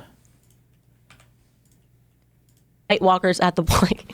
But I don't understand how you think that we're almost losing America and there's a battle for America. I really feel that, like just in every regard, in terms of just the people that were running, like Hillary Clinton, like this woman was a globalist. Like just think about who we were in bed with, like Saudi Arabia, selling all of our uranium to Russia. Like Trump came in. Oh my God, all the old Hillary memes. It was like, no, like America, people, we were the gap, like we're losing the middle class. The gap between the rich and the poor was like literally. And what do you think is causing that? Policies, shipping all of our jobs overseas, the regulation, the government getting bigger and bigger. You can't do anything as an entrepreneur in America without a piece of paper from the government, discouraging people with a piece of paper, like shutting down the factories, forgetting that there's something, there's a little land between New York and LA, believe it or not. Like, and this is what Trump understood. We were losing that. And Trump appealed to those people. I'm still floored. Like, as I'm traveling the world and seeing different pieces of the country, I'm learning how ignorant I was. Like, and that's the best thing in the entire world. Way? Just, I fell victim to the idea that, like, it was progress. We have to care about the environment. It was progress. And it's like, no, like, we've been losing. America has been losing. And Donald Trump understood that in a way that I didn't. And you don't think we have to care about the environment? Like, no, not even a little bit. Like, not even a little bit? No. Okay, let me clarify this. I don't throw trash on the ground. Like, I'm not saying, like, we need to, like, trash the environment. Like, but do I believe in climate change? No. You don't believe in climate change? Well, I think the climate always changes, I guess is what I should say. Do I believe that this is like, an issue that is global warming, which they've changed conveniently, got rid of the word when scientists started disproving it. Now they only say climate change. Wow. No, I think that was just a way to extract dollars from Americans. I don't at all. Wow. They had no actionable plan. It was great for Trump to get out of that deal. It's terrible. Okay, but this is an incredibly complicated subject. Right. And if you would have to talk to a bunch of different scientists and see how they gather data and see what they understand about CO2 levels and what's the danger of them and what can combat it and what cannot. Have you done all this, or do you take this flippant opinion based on the party line? This wouldn't be the hill I died on, right? But it's not about the party. I just genuinely, I've read a ton about it, but I would not be able to come to you and say, like, this is my strong opinion. But here's like the easiest way to say this, right? Okay. The fact that there is a disparity in the science community about whether or not it's real is enough to. It's very little disparity. Most scientists, the vast majority agree that human beings are negatively affecting climate change. Yeah. The vast majority. Yeah, I just don't think so. So you think that the very few scientists that disagree with the consensus are the ones that are correct? Well, I think if something is, it's either subjective or it's objective, and there are objective truths, right? But it's subjective if you're saying that there are some. I don't think there's very little. There are some that don't get paid to go on TV. There's some that are not Bill Nye, who are not funded scientists, and that has been a whole. Well, Bill Nye's not a scientist. I know. He's not. He's broke my heart when I found out. Science Mouthpiece. propagandist. Yeah, but that's the point. He's no, that's not a good word. I don't think Al Gore is a scientist. He's not. Right. But Bill Nye is like a science Educator. influencer or a science entertainer. Yeah, he's like but he doesn't have a background in actual science. He's not a scientist. He doesn't have a PhD. He's got an I learned about him in school. undergraduate- Everything in science had to do with Bill Nye. Well, he science, promotes science, and Right. science is not bad. Yeah. But the real problem is with climate change is that, for sure, there has been ups and downs throughout the history of this planet. They're observable. They follow them in. It was one of the subjects that I had earlier today with Dr. Robert Schock. In 2014, the vast majority, 87% of scientists, said that human activity is driving global warming. Yet only half the American public ascribe to that view. So, Well, what website is this? 87%, and this is Scientific American. Yeah. Yeah, .com though, like 'cause that means it's making money. I don't trust that. Oh, wait. We've watched this before. We've heard her say that before, right? Haven't we? I feel like I remember this. Not a .com. 7%, and this is Scientific American. Yeah. Yeah, .com though, like 'cause that means it's making money. I don't trust that. If it was a .org, I would probably take that. But this is just a random website, and Well, I don't trust Scientific it. American is not necessarily a random website. It's, Yeah, I don't believe this like at all. Just so you know. You don't Okay. believe it like at all? I genuinely don't believe it. I know you do, but I genuinely don't believe it. I Like, believe most of the 87%? time the consensus of scientists that are studying the data. Right. And so what they're doing is But do you studying. remember all of the stories that came out about the scientists that said that when they tried to present their evidence to show, like they were basically just getting shut down at every corner? You can pull that up too. Like do you scientists who mean? look up the opposite, right? Instead of looking for what Well, you're wait a searching for, minute, looking but for what why- you're not looking for. I didn't search for it. That's what I found when I searched it. Sorry.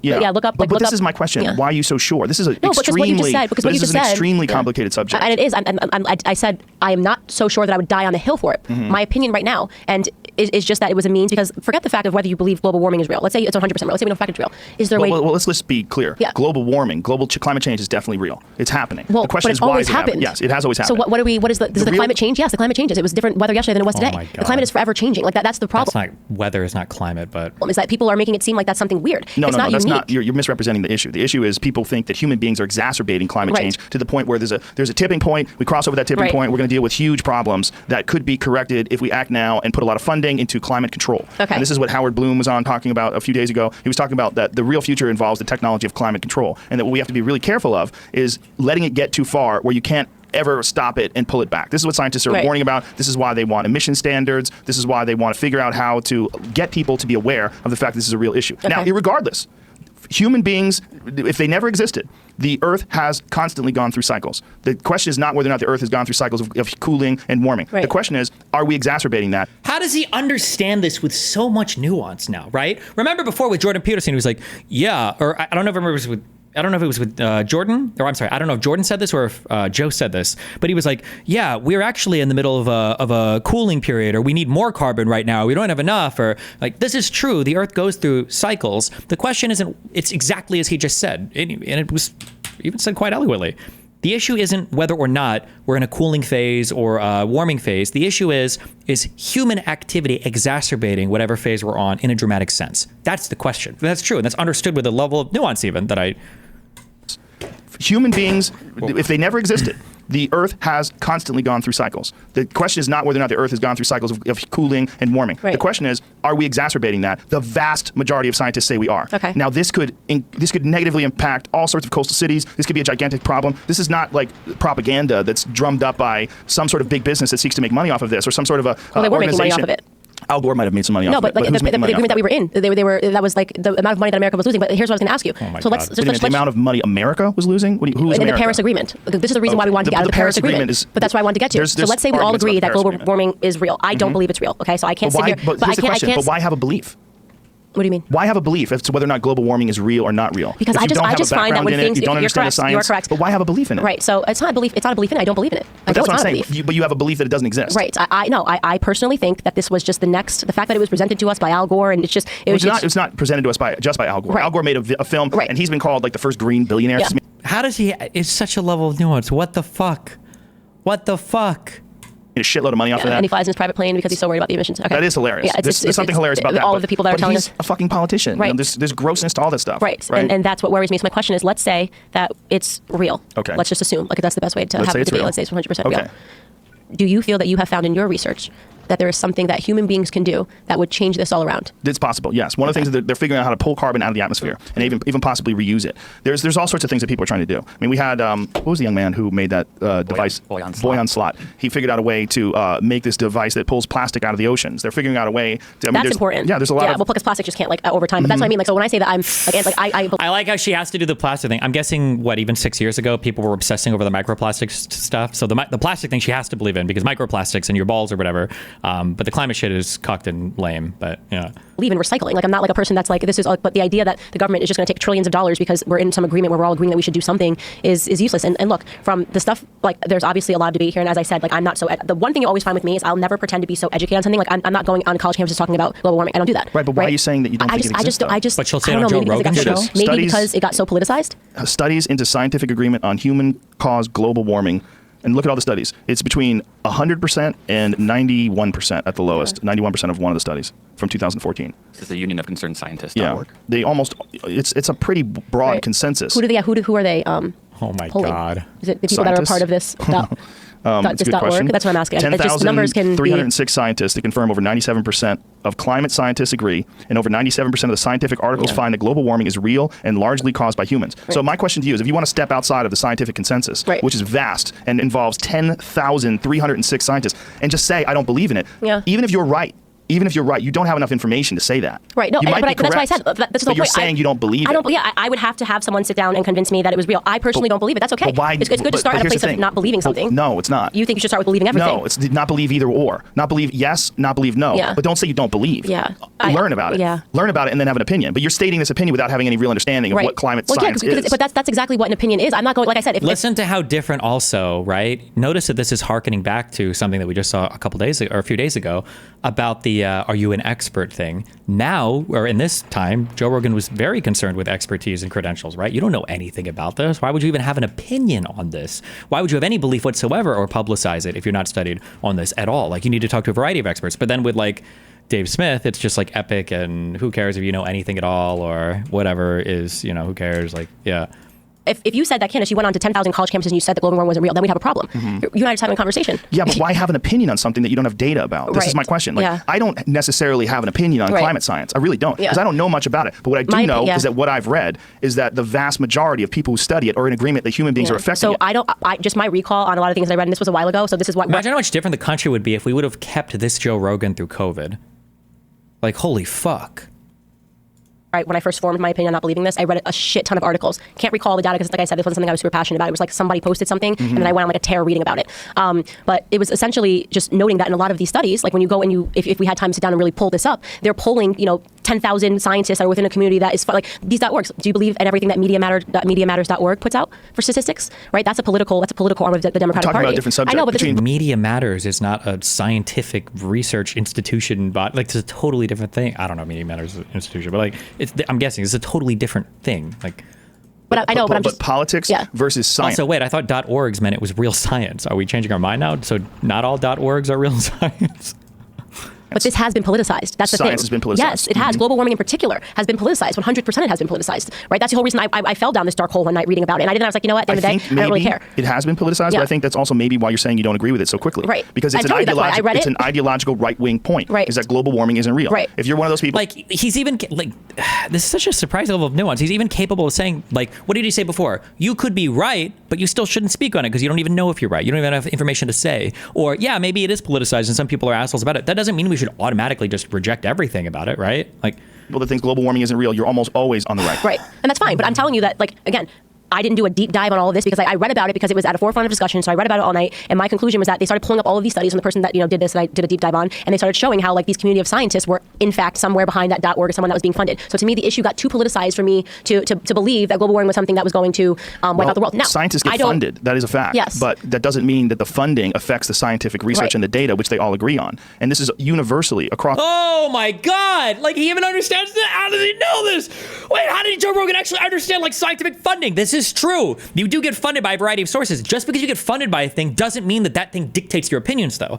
And I wonder if he's even said this recently. People will point out that, like, why would I trust pharmaceuticals when they fund all their own research? No fucking shit, they fund all their own research. Who else is going to fund studies on the efficacy or the safety of pharmaceuticals? That's like the whole thing about what phase 1, 2, 3, and trials are for. Like, we're not going to fund it. It's $1 billion per drug. Just because somebody's funding the research doesn't mean that the research is bad, right? You've got that's the whole point of peer review, and that's the whole point of publications and replicating shit and tracking data and everything else. Like, across the entire planet, thousands and thousands of scientists would not stake their reputation on false data. What they're saying is not affects the scientific research and the data, which they all agree on. And this is universally across the entire planet. Thousands and thousands of scientists would not stake their reputation on false data. What they're saying is not that the only reason why the world is getting warm is because human beings. That the only reason why the climate isn't totally static for the rest of eternity is because of human beings. What they're saying is we are negatively impacting our own environment, and we're doing it because we have poor technology and we use coal and fossil fuels and emissions, and we're raising our CO2 levels, and this is based on data. And this is something that you can look at. You can look at the data and follow where they're getting this information from, and follow how they're making these conclusions, and follow the vast majority of these brilliant people who study this shit their whole life. Yeah, exactly. And if I was a person that was putting forth policy on climate change, or if I was a person that put out my opinion publicly on climate change, I would do all of that. I'm just not. So I'll just say whatever the fuck. When people say shit like this, they should be instantly disqualified in everybody's mind. Like, hold on. So you're admitting that if you were in charge of doing policy on this, you do some research. You're admitting you've done no research whatsoever. You're admitting you have no strong opinion at all because you haven't done any homework whatsoever. Then why the fuck are you even talking about this? I understand what you're saying, but what I'm saying is that you're a very smart person, and people listen to you, and they're going to listen to you for a long time. But this is what I hate. This is what I hate. But hold on, let me finish. This is what I hate, because now I've got to be responsible for my audience. Oh my God. You have to have a formed opinion on everything. No, you don't have to have a formed opinion on everything. Look at the nuance. He's going to say you don't have to have an opinion on everything, but if you don't know anything about a subject, just don't profess a belief on it. You don't have to have a belief on climate change. Just don't talk about it. What you do have to have is the ability to know when you don't know what the fuck you're talking about. But I just said that. I said that to you the entire time. I said this would, I don't believe it. And then you asked me, and I said this wouldn't be the hill I chose to die on because I don't follow it. But why even say you don't believe in it? Because I just personally, if you... How about not have a belief until you really Okay, so you would prefer if my language, as opposed to admitting that I do not know this, I wouldn't die until I've never made a public statement, you would prefer if I just started by saying, I have no opinion. No, I don't know. Okay. Yes. That's what I'm saying. You say, dude, I wish we could bring this Joe Rogan back from the grave. Holy fuck. Like, MMA background, super popular figure, brought in a whole bunch of people for his podcast, but was like generalized. This is like, it's not even, This isn't even like responsible pushback. This is really good, really well thought out pushback on a person that 6 years ago, I don't know if I would have talked to her or not. I don't even know how big she was 6 years ago. Because conspiracy theorists are just they were too spooky for me before I hopped on that Vyvanse train. They were too scary for me to tango with. He's doing a really good job here, though. I mean, you would have preferred if I just started by saying I have no opinion. No, I don't know. Okay, that's what I'm saying. You say but I said I didn't know. No, you say I don't believe in it. Yeah, I don't believe it. You're saying really clearly that you don't think it's real. Yeah. So I mean, I think it would be the same if I said to you, like, do you believe in God, right? No, I would say I don't know. You would say so. I feel like this is sort of like linguistics, though. No, I would say I don't know. Okay. I always say I don't know. I'm agnostic. Most people say like I believe it or I don't, right? So it's like if you say I think a lot of people say they don't know. Okay, I think believe is definitely a word that's associated with God. But right, so but if I say like this, but if you say I don't believe in God, and then somebody starts saying, oh, you need to form it, it's like I just don't believe in it. No, you don't, because God is not scientific data. Right. There's a big difference between measuring the CO2 levels in the atmosphere and deciding whether or not there's an afterlife. Right. I'm sorry that I just don't believe in global warming. I'm happy to form. You're allowed to not believe in it. That's all I've been trying to say. I don't believe in it, but I have not. You're an influencer. Yeah, and you're a very bright person. But if somebody had asked me, like at a place where I'm influencing on a college campus, what are you doing right now? Why is a college campus with a couple thousand people listening, if that? Why does that count as influence? But on the Joe Rogan show with hundreds of thousands, millions of people listening, this isn't influential. What? 7.1 million views. Opinion, I would say I have none. I bet you would say I don't believe in it, like you just did. That is absolutely not. That's not true. There are so many instances where you could watch this. Just like you can ask Dave Rubin when he asks me a question, I say I don't have an opinion about a different subject. But yeah, because you and I are having a conversation one-on-one. I'm not sitting here to try to. I don't go on campus talking about global warming because I don't have an opinion on it. But if you press me and ask me if I believe in it, no, I don't really believe in it. But could I go deep dive and learn that perhaps I'm wrong? Sure. I personally am inclined to believe that a lot of those studies are manipulated. As I said, during the one night that I did deep dive on it, when they showed like all the pieces of evidence or whatever, it just seemed a little shady and I felt that it was politicized. But I think that I have a right to say that I don't believe in something, but that I also don't know. And that's what I said to you. I don't believe in it, but I wouldn't die on this hill. I don't know enough about it. You did say you wouldn't die on this hill. Yeah. But you also said you don't believe in it, and you stated the reason why, because you think it's a scam. Yeah. Yeah. That's the truth. What do you want me to do? I'm going to lie to you? No, it's okay, but I'm not sitting here saying like... it's a complicated issue. It's very, very complicated. It may be complicated. That's fine. But what do you want me to lie to you and say, I'm not a politician? You want me to... You should the correct term, like, I feel like this is like the editing people do, like when they're like, oh, Obama, if you ask a question, you don't know, this is what... I'm not running for office. I'm answering, I'm talking to you. I don't believe in it. I appreciate that. I appreciate that. I can't be fake. This is my number one problem in life is I can't be fake. And I know that you're pressing me here and that you want me to adjust and to say, like, I do not have an opinion. But I'm not like a politician. I'm telling you, I don't believe in it. Could I change my perspective and believe in it a year after I read stuff? If you were just a regular person, you said I don't believe in it, I'd probably go, all right. The problem is you're not. You're a very influential person. But I'm aware when I'm on stage, when I'm on my YouTube channel, there's no videos of Candace Owens talking about global warming. I'm aware of that. There is now. Yeah, exactly. Now it's going to be Joe Rogan against global warming. Exactly. And people are going to be mad at me. It's weird. You're fucking global warming shill. Global warming's You know what's fake. funny though is that like this feels so like we're not on the internet right now. That's like I still don't feel like we're on the internet. This is the problem. Yeah. But like if you and I were on a college campus, I'd be like, I'm not really sure. I don't have informed my discussion. I don't know jack shit about global warming. I really don't. I think the real fear is not even global warming. The real fear is global cooling. The ice age is the most terrifying thing that can happen to human beings. Yeah. When that shit happens, everybody dies. Yeah, I know. Global warming, you just move inland. Yeah. I think that the real thing that people are concerned about is like just beyond any of that stuff. I don't know. I think that there's like more concerns in society. Like I personally think that some scientists started talking about global warming and it got politicized and they figured it was another way to extract human beings' money because of fear. That's my opinion. Okay? I think there's probably some truth to that. There's and then definitely we're going to find our core scientists that agree with everything we say. This improvement that Harvard studies have been incorrect because they were being funded by certain political interest groups. So Harvard I'm not inclined to pull up something on I'm blanking. It'll come back to me in a second. But there were Harvard papers that have been funded by certain researchers that are trying to get a certain political position out, and it causes mass fear. People are willing to spend their money a certain way. It's entirely possible. It is, but it's real. That's very real. People are flawed. So I'm not inclined when someone pulls up an article and says, "Look, 10,000 scientists." I err on the side of, okay, I don't know those scientists are. I don't know what this organization is funded by. So I'm going to stick by my guns and say I don't really believe in it yet. Now, if I decide that I'm going to run for office and I've got to make a decision on the atmosphere and what we're going to do about global warming and CO2 emissions, you better believe I will be fully ready to discuss it. I'm not going to make a YouTube video and just know the outskirts of it. I don't do that, right? But if you and I are having a discussion, sorry, I don't believe in it. Like I don't know what to say. I would say open to learning. Okay. Open to learning. Okay. Always open to learning. I've been wrong before. I was a liberal 2 years ago, or 3 years ago. So that's not a problem. I'm open to learning, but I'm not gonna pretend say something that feels inauthentic. And what I wanted to say there was I don't believe in it. It's just one of those things that it's a real right wing talking point. That's a low human capital problem. True. Idea. If you want to play house with a woman at some point in your life, you better get that right. It's a very serious game. What's the first rule? She has to want to play. Right. What's the second rule? You have to play with her in a manner that makes her want to play with you again. Right. I've been thinking about this a lot in terms of what constitutes objective standards of morality. You know how Sam Harris was obsessed with malevolence, and he wanted to ground morality in objective science because he thought that would give us a firm standing place. But he went down the wrong scientific rabbit hole, I think. I think if you understand this relationship with play and iteration, then you have the core of morality. So and Piaget, by the way, this is part of, what would you say? This is the philosophical edge of his theory. This is actually what he was trying to accomplish. How do you decide if an arrangement is good versus bad or good versus evil? Well, Piaget went to children to find that out. It's like, okay, you want to set up a game. Why? Well, game is the first social, it's the foundation of social interaction, right? You play a game with one other one other person, and then maybe you can play a game with a bunch of people, and then you can play a game with one person or a bunch of people across a long period of time, and then you could do it in a way that improves. Okay, so what are the rules? If you're a little boy, she has to want to play. And then you have to play with her in a way so that she wants to play with you again. If you do that, then you have a friend. And that iterates. Now, so you can imagine that there's a structure of voluntary play that's really quite stringent, but this is what you do on your podcast. Seriously, and that's why it's so attractive to people.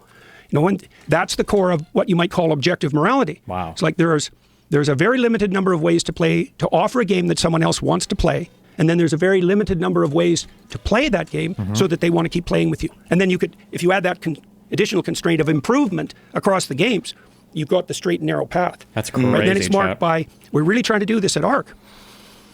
We want to offer a vision that people want to accept or even thrilled to accept, because that's even better, right? A game that you'd be thrilled to play. So one of the things we're doing on the energy side, I'm going to an event with Alex Epstein here in 2 days, talk to energy executives about this. Well, what kind of world do you want to see? Well, how about a world where there's so much energy that poor people can afford it? How'd that be for a vision? Like, have you got a problem with that? Well, poor people can't have energy because that'll destroy the planet. It's like, no, that's exactly poor people can't have that energy too. because you'd have to let go of the game that you're playing as a narcissistic psychopath that's elevating your status inappropriately, and you're perfectly willing to sacrifice the world's poor to continue your grip on power. How about that for a psychological interpretation? Right. And how about this as an alternative? Why don't we do everything we can to drive energy costs down to the lowest degree that's sustainable, like in a market economy, and make energy available to everyone so that we eradicate absolute poverty? Wow. Why wouldn't the left line up again around that? Because the left hypothetically serves the poor.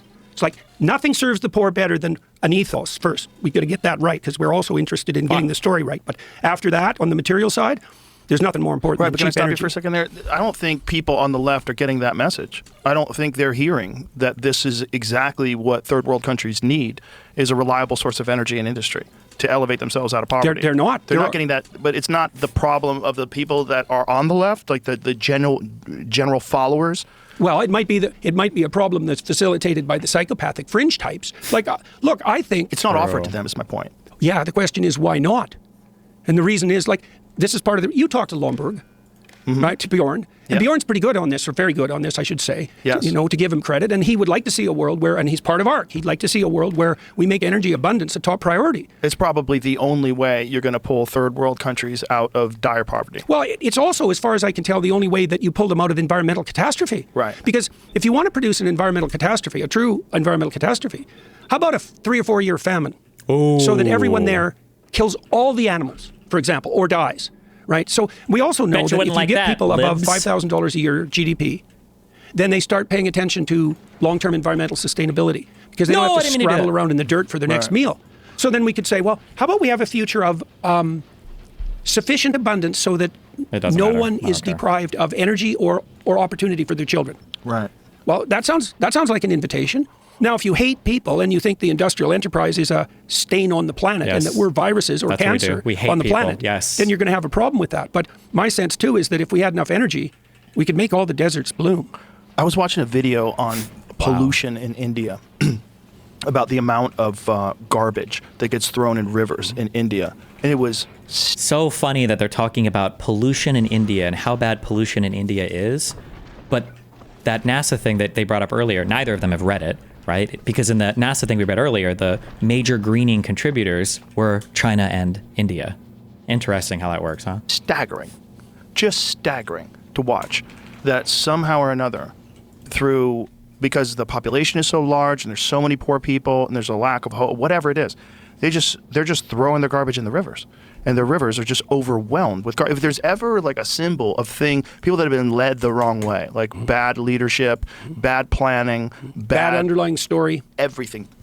That's it. When you look in your river and it's all you see is water bottles, all you see is floating plastic. That's the whole river. And you know that if you get in that water, you're going to get sick. You can't start a cargo. And yet, no one looks at it as this number one priority. Like, what do you always say? Clean your room, make your bed. Like, right? Yeah. What's going on? Like, it's crazy. Well, and you want to incentivize people to pay attention to their local environment, and you do that in part by ensuring that they're not clean your room, make your bed. Like, right? Yeah. What's going on? Like, Well, you want to incentivize people to pay attention to their local environment. And you do that in part by ensuring that they're not living so close to the edge of catastrophe that they can only think about today. Right. And if you start from the mindset that, can I tell you another story? Yeah, go ahead. We you love tell them. me all the stories. You don't have to ask Yeah, dude. questions. All right. love you. This is a really cool story. Okay. This is how to set the world right, this story. Okay. So I've been traveling around lecturing about my book, and I wrote a chapter on Abraham in that book. And for you, Abraham dude. Good for you. is the father of, in principle, Islam, Christianity, and Judaism. Right? He's the father of nations. That's how the story goes. So when God comes to Abraham in a very particular way, it's one of the ways God is characterized in the Old Testament. So this is like a definition of God. Right? It's not a testament to God. It's a definition of what God is. Okay. Okay, so Abraham, he doesn't hear anything about God till he's like 70. Jeez. And he's already living in privileged paradise because his father and his mother are rich. And so he doesn't have to lift a finger. If life is about having your needs met, Abraham's got it covered. And so he lives like a satiated infant till he's 70. And then a voice comes to him. And it says, you are required by the God of your ancestors to leave your zone of comfort, to leave the wealth of your father, to leave your nation, to leave your language, to go out into the world and have your terrible adventure. And if you do that, so now imagine that's the call to adventure. If you do that, these things will happen. This is the covenant that God makes to the Abrahamic people. It's so cool. I just talked to Brett Weinstein about this from an evolutionary biological perspective That's on the road. crazy, Because I wanted guys. him to evaluate the story I'm going to tell you from an evolutionary perspective. So God is the voice that says to Abraham, if you follow the call of adventure, you'll be a blessing to yourself. So that's the meaning of life, right? To have the adventure. You'll do this in a way. Sorry.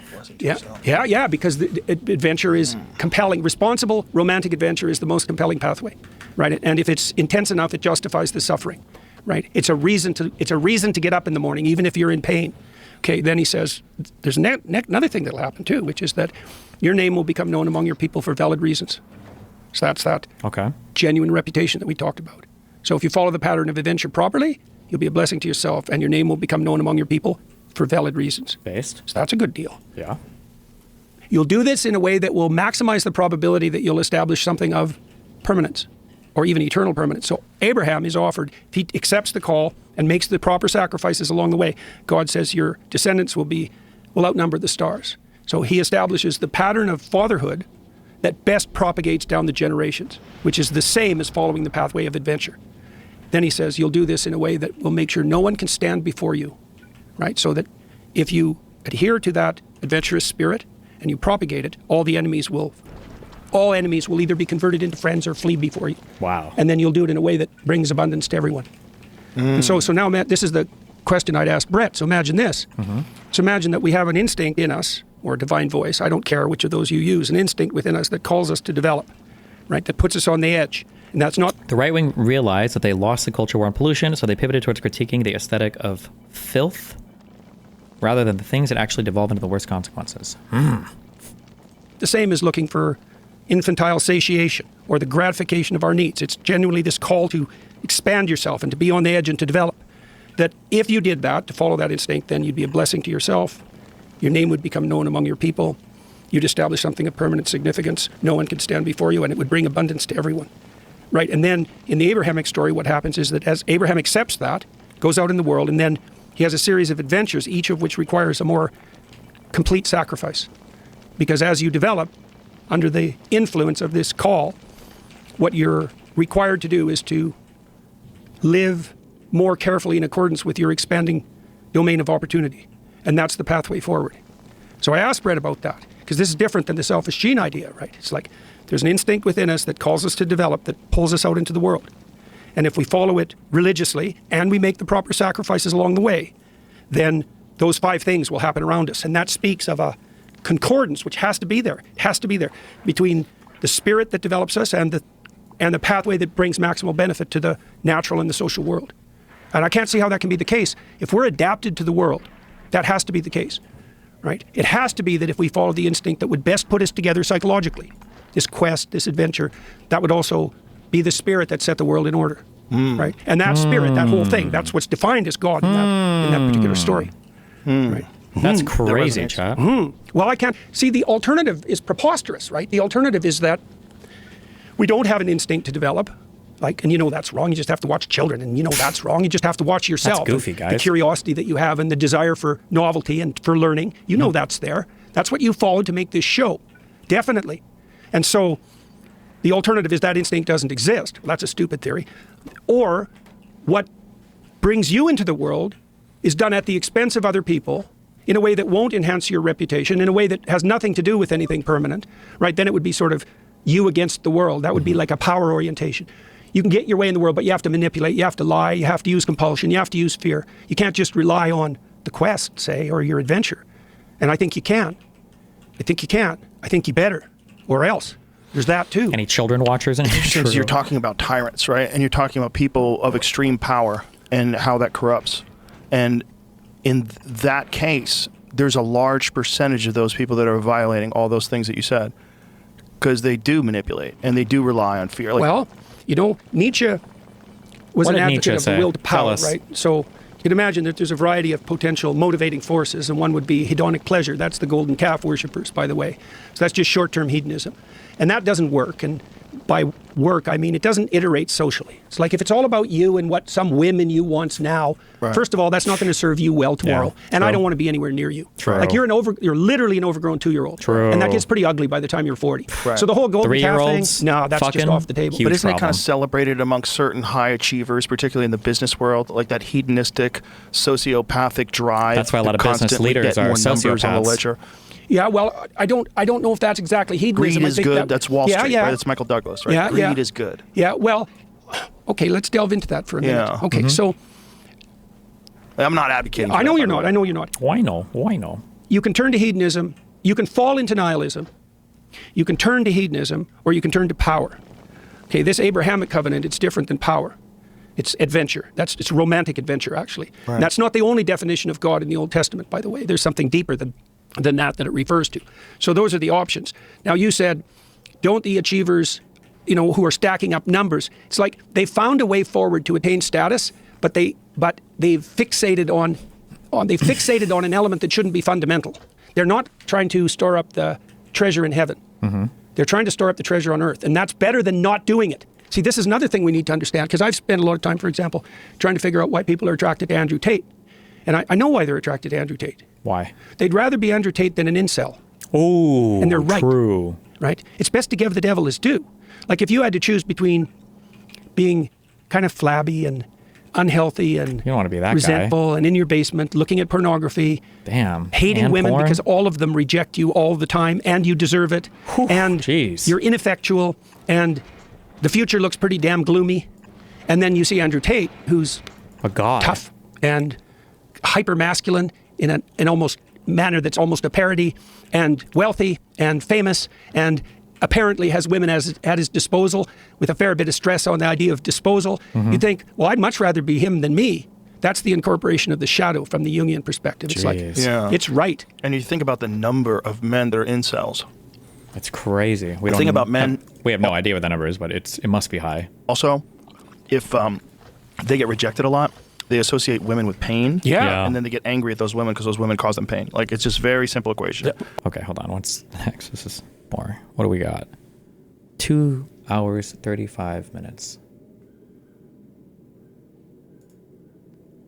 Also, that's what's really crazy. And why is it that academia is overwhelmed by people like this? Is it because it's vulnerable to parasites? Sure, why not? It was a storehouse of unguarded value. You know, without any religious principles. Well, also, there's that too, and with no real gatekeepers. Right. Like the parasite problem is a very deep problem. So I can wait. Is it possible to get enough calcite from your space platform that you don't have to ship it in from Vulcanus just by crushing ice, or is that impossible? Is that unrealistic? Maybe I can even give you an example of that. This is a hard one, but I'll try.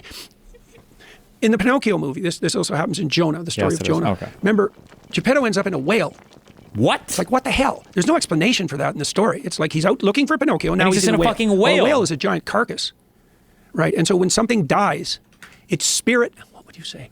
Its spirit is then embedded in a carcass. That's a good way of thinking. Like, what the hell? True. About it. That's why Pinocchio has to go into the belly of the whale to free Geppetto and finish his transformation. Is that when things deteriorate, right, you have these carcasses lying around with their dead spirits. The spirit of what gave rise to them is still inside there. Jesus. And the job is to go into the carcass and to revitalize the spirit that produced it and not to parasitize it. Crazy.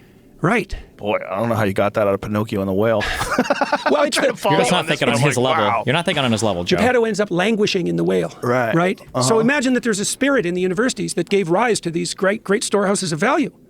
And that spirit has disintegrated, and now it's inside the storehouse. That's a good way of thinking about it. It's inside the storehouse. Your job as someone who wants to become real is to go into the storehouses of value that have been bequeathed to us by the past and to discover and revitalize the spirit that gave rise to them. True. Not to parasitize them. And when they parasitize they them, strip them to their bones, and there's nothing left. and they do it obviously, right? Yeah, it's there's so obvious. Plagiarism. There's all these different and all that False stuff. scientific papers. Yeah, trans and all that stuff athletes. all that gets swept under the rug because the Yeah. people that are doing it are part of the protected class. Yeah. So they protect the parasites. Like this is Yeah. my lamprey. Yeah. Jesus. Like, Yeah. Yeah. Yeah. This is my baby. Like the woman from Harvard, they fired her, but they gave her an equal paying It job. could also be, Joe, and I might as well get in trouble for this too. Let's go. Oh my Well, God, he's so brave. Go Because ahead. women are more agreeable, they're more prone to manipulation by psychopaths because True. their primary They're ethos retarded, basically. is nurturing. Yeah. For a naive woman, every victim is a baby. It's like, fine, 90% of them are victims. You could even say that about criminals. You go to Yeah. a run-of-the-mill prison. Thank God men don't fall into that problem, like infantilizing Donald Trump and providing zero standards of behavior whatsoever and treating him like an actual retarded fucking child every time he says something stupid. Thank God we don't have that issue because we're fucking men. Hell yeah. And there's going to be people in there, and you heard their lives, you think, oh my God, no wonder. Right. And then there's another core group that's like, oh, I see who you are. You're if I saw inside your skull for 5 seconds, I'd have post-traumatic stress disorder. I'd never recover. Right? Those people don't exist. It's like, Yeah, they oh don't- yes, they exist. Yeah, they exist. Yeah, and they're very good at crying like infants. Yeah. Right. And then the mothers, the naive mothers, come flooding out. The women dominated the universities from the 1960s onward. They did. It's like, They fucked us. in come the parasites. And they're True. enabled. And what One are of they the more enabled by? Fascinating things to me is when parasites are confronted and they laugh. Like one of the things. What? Dude, this has to be an epic troll. This has to be a troll, right? This has to be a troll. About academic parasites, when you challenge their beliefs, That's contempt. You don't. Yeah. You don't know what you're talking about. I saw this with the anti-Semitism on campus thing when women these women were confronted by these statements like "death to the Jews" on campus, and whether or not this is hate speech. And I saw it with I believe it was Josh Hawley was Yeah. with the woman he was saying some women can give birth and some men can give birth as well, like. Some men have period, like this kind of like, and I guess this line of questioning is very transphobic and opens Yeah. people up to violence. Right, with right, a laugh, with a laugh and a smile, a diminishing of your position by mockery. It's contempt, yeah. When what they're saying doesn't make any fucking sense to anybody rational, but they're so embedded in this system that they really believe that they have the kind of control. Bro, you could make you could put spooky music on it and everything. That's what you really want to do. You could literally make a supercut of every single thing that he's talking about right now and how it applies perfectly to the Trumples. And it would work 1-to-1. Holy shit. For Congress that they have over their classmates. This is like standard behavior for them, mocking and dismissing other ideas that are counter to theirs. Right. Well, and there's plenty of reward for that disseminated in the universities. Yes. Right? And so that's part of their... How do you fix that? With Or Peterson can you? Academy. Nah. No, I'm dead serious, I believe man. you. I believe Look, you. it's not like I'm thrilled about the fact that Harvard is having a war with Donald Trump, and I'm less thrilled with the fact that I hope Donald Trump wins. I worked at Harvard. Oh, it was a my great God. place. I'm not happy at all that these institutions have become what they've become. And if I could see a way forward to revitalizing them, then, but what are you going to do? Like, the administration took over the universities and parasitized the tuition fees and the tax dollars. Then the woke mob parasitized the administration. Not the woke mob. And here we are. Now, what are you going to do about that? All these tenured professors who are progressive, and they're way less progressive than the administrators. You're going to fix that? How? Even in principle. I don't see it how. So what we decided to do, we've been working on this for 10 years, is Candace Owens literally laughed at Rogan in that clip when he said he believed in climate change. like, well, what do universities do? Well, they educate, they offer lectures, they have a place where people can congregate, they help people mature, they explain the world, They encourage people to aim up. They teach people to write. My son runs this essay app. We're trying to teach kids to write. We're integrating that with Peterson Academy so they can learn to think. That's our solution. Yeah. Will it work?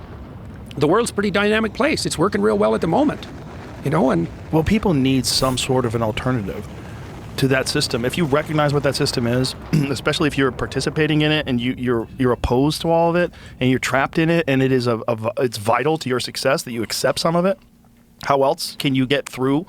How can you get this degree and maintain some level of sovereignty over your mind and your ideas? Like it's a horrible trap. And I've met a lot of people that I think are very rational, reasonable people that get at least some of that stuck in their head. Oh yeah. Well, when we did some research trying to see what predicted politically correct authoritarianism, it was the last piece of research I did Politically for my correct research lab. authoritarianism, Ceased true. to be a viable entity, let's say. What predicted... So politically correct authoritarianism was that like hyper-compassionate leftism, but conjoined with willingness to use force to put the doctrines forward, force and fear. So it's tyrannical compassion. Wow. That's exactly that. What are the predictors? Low verbal intelligence. That's the first one. Second one was being female. The third one was having a feminine temperament. The fourth one was ever having taken even one politically correct course. Wow. Yeah, right? Wow. And so I've thought that through for a long time. That's it's crazy. like, well, what's the female relationship? Because that's a crucial one. The female-dominated disciplines are the most woke by far. Wow. Why? And so I think it's because of that basic ethos of compassion. All who cry are babies. Well, look, that's the right default for women. Yeah. Like wise women. My wife is one of these women. She was a very good mother. She never thought adult men were babies. Like one of the things that's quite striking about my wife is that if you're a useless man, she doesn't feel sorry for you. Wow. You're not a baby. Now, she's really good at taking care of babies. And so she got... Wait, how does his wife feel about incel men? I thought, didn't we have all these this compassion for incels a little bit ago? What happened? Are they losers now, or? She's discriminating in her empathy. And we're in a situation now where people think that indiscriminate empathy is a virtue. That's Eve's sin. Right. See, Eve, literally, Eve wants to put the feminine ethos at the top of the hierarchy of value. True. That replaces God. Right. And that causes the fall. And then Adam, he's such a cuck. That's exactly it. Is that he goes along with her. He doesn't stand up and tell her that maybe she shouldn't be listening to poisonous serpents. He doesn't. He consumes with her what she delivers so that she'll be his friend, because you know how useful men like that are. Yeah. And then when the fall happens, he complains to God that God made Eve and cursed him with it. Hey. That's the story. So it's not just women. And we got to get this straight. Women with their drive towards indiscriminate compassion, It's so that even the simps as serpents well. are their children. It's men too who won't say no. They always say yes, dear, whatever you want. Yes, Weak dear. men. Weak men who don't help the women set boundaries. Now, you got to do that as a man, Like that's my father's. When you and your wife have a baby, daughter. for the first 9 months, every time the baby cries, it's right. Right? You respond to a baby's cries as if it's right 100% of the time, because human infants are so retarded. Dependent. Oh. And utterly unable to fend for themselves. So that sets up a very powerful feminine dynamic. It's like, if it cries, take care of it. Okay, so what are the men for? It's like, if it cries, take care of it, except that. That's a false cry. And you see that with kids. They'll start playing with that by the time they're 9 or 10 months old, right? Yes, of course. And so you differentiate. It's like, oh, no, that's not a baby. That's a snake. Well, are you sure it's not a baby? It's like, nope, snake, for sure. Snake, poisonous snake, in fact. Right. Well, I'm feeling pretty sorry for it. It's like, save your compassion for the truly needy and leave the snakes to me. Right. And Adam doesn't do that. Is it a function of a society that's too feminine?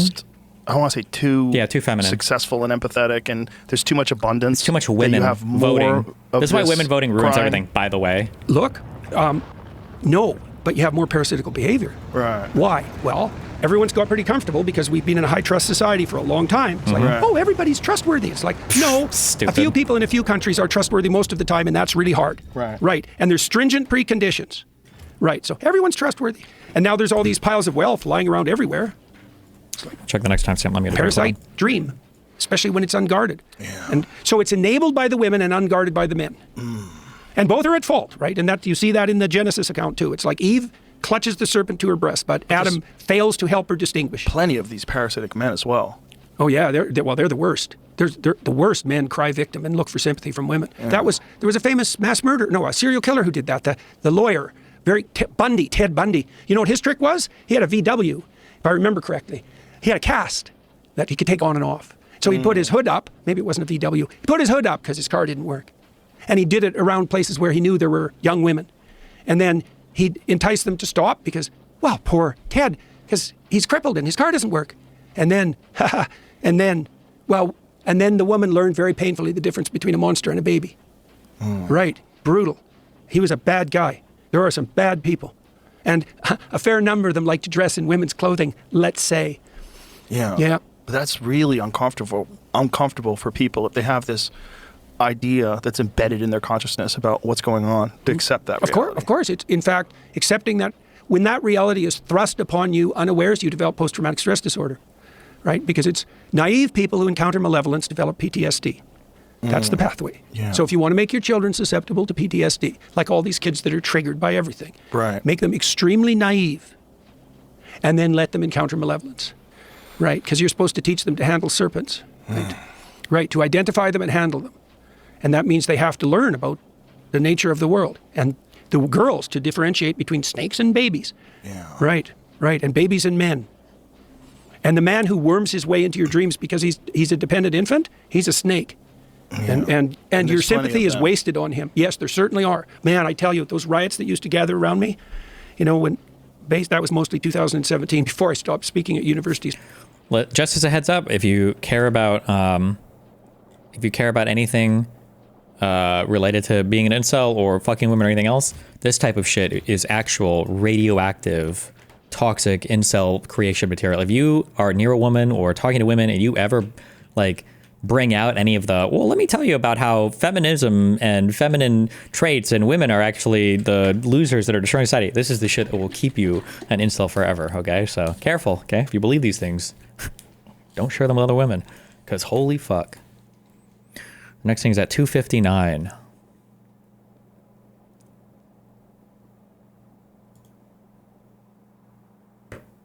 Advisor for 10 years. 10 years. And there's going to be more of the same under you. And now you're pretending to be an industrialist, even though you were one of the leaders, the world's leading authorities on EEI, ESG, and net zero. That's Mark Carney. All you have to do is read his book, which people don't, of course, because it's a book. First 3 chapters will do the trick. Well, now, either he's decided that every single thing he ever believed was wrong right to the core and hasn't apologized or let anyone know that. And now he's actually Mr. Industry, which is how he's presenting himself to Canadians. Or he believes what he's always believed. Or he's a wolf wearing grandma's dress. Yeah, he's a benevolent wolf. Well, that's why the wolf wears grandma's dress, isn't it? It's like, there's no one nicer than me. So how does Canada correct course? People either correct course by waking up or by experiencing severe pain. And it looks to me like we've chosen the severe pain route. We already make 60 cents. We already produce 60 cents to every dollar you Americans produce, even though we were at parity 10 years ago. And so after 4 more years of Carney, we could easily have that down to 50 cents. Wow.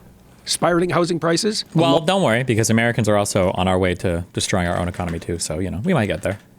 We might catch up. We might meet you guys, not because you guys are getting more productive, because we're getting less productive. A lot of social instability in Canada, especially since after October 7th. Do you think that's all my Jewish friends in Toronto are terrified. Yeah. That's not fun. I don't like seeing that. No. It's awful. It's awful. And all those psychopaths who've been parading around their moral virtues since October 7th, they're plenty emboldened. Plenty. Ooh. Yeah. Plenty. Jeez. I'll give you a little example of Canada. So we had the English leadership debate a week ago. And the powers that be, who organized the debate, the legacy media types, with CBC radically involved, couldn't figure out how to exclude rebel media. That right-wing news, kind of tabloidy news group from Canada, Ezra Levant, who's been buzzing about for 10 years, causing trouble like a right-wing tabloid journalist, which is what he is. Well, they didn't want him in the press scrum for the leaders after the debate. Wow. So they canceled it. They canceled the journalists' interviews of the 4 leading contenders for Prime Minister in Canada. What the fuck? Because some right-wing tabloid journalists, they've had a newspaper or a media empire for 10 years. I don't care what you think of it. It's not the point. The point is they canceled the journalist scrum after the English language debate. That's so and no one complained. But that doesn't even make sense. If you're a presidential candidate and you're or prime minister candidate and you're encountering someone that has an opposing perspective, you should have really good answers. Yeah. That's Oh, it. look, if you're Hi, bro, kill me. Kill me, kill me, kill me, kill me, kill me. I would pay. If I donate money, can I get debates people? Because that one guy seemed like he wanted to take $10,000 to debate Bisco. Can I offer $10,000 to the MMA CTE Foundation or some bullshit and just force Joe Rogan to sit here for 3 hours?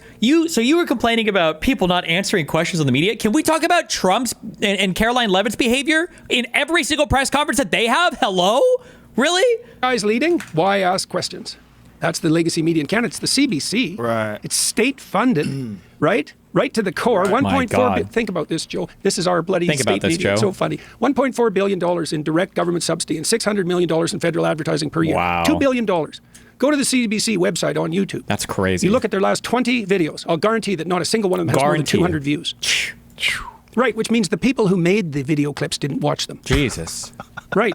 That's what you get for $2 billion. Now, everyone in Canada who's older than 55 watches legacy media.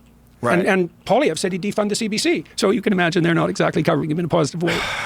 I watched the debate where he kept getting talked over. Yeah. Yeah. Jagmeet Singh. Fascinating. He's to such watch. fun with his pink turban. Yeah. He's such a fashion icon. Luckily, he's going to lose his own seat, and his party's going to be devastated. That's the Socialists. They're going to be devastated so badly that they won't have official party status.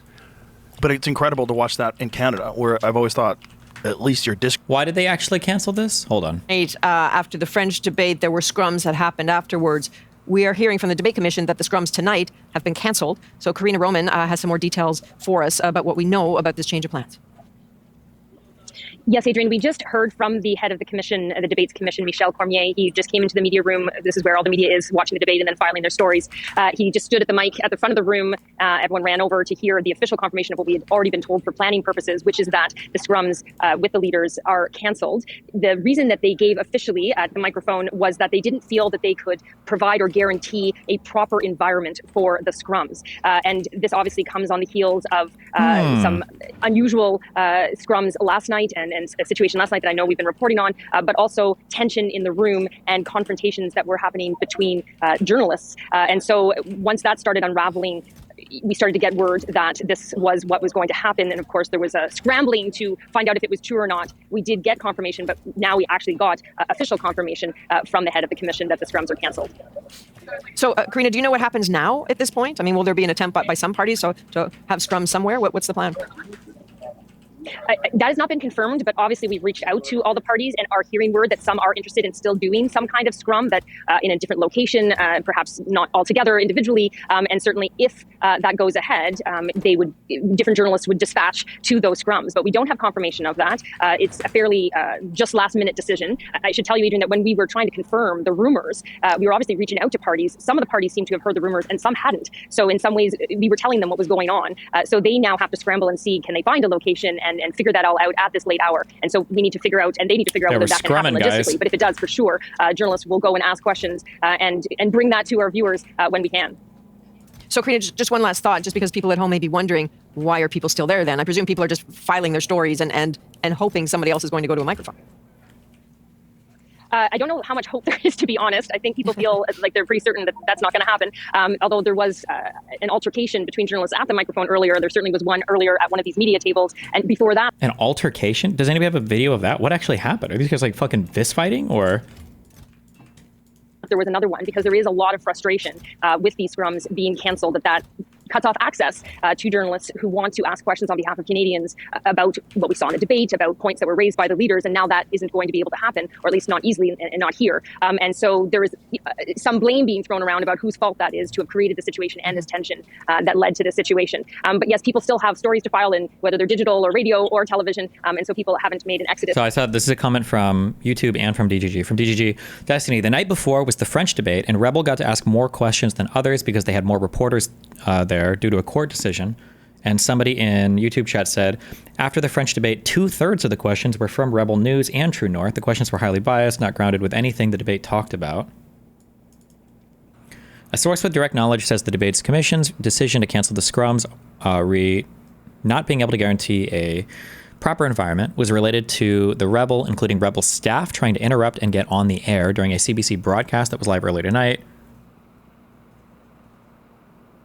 So to be clear, this had to do with concerns about what would happen during the scrums and not an actual security threat against any of the leaders. Okay. The discussion to cancel, I guess, these scrums, whatever. This began after rebel reporters had allegedly been lining up ahead of the end of the debate to ask questions, while journalists usually wait until the debate is finished before joining the line, according to CTV News. Another reporter from Global News said on X that Rebel News had also allegedly tried to take over the CBC live broadcast during the debate, which also sparked concerns. This is following the scrum cancellation. CBC reporter Rosemary Barton addressed the situation during the live broadcast. That is because the commission allowed people who are not part of the media, who are right-wing activists, to come in that room and act as though they were members of the media, made for a very fraught environment, and there were a number of conflicts that led to the fact that this is where we ended up tonight. Is there like a video of them asking questions? I'm just curious to see if they're really, if they were just as distracting, I guess, as these people are saying.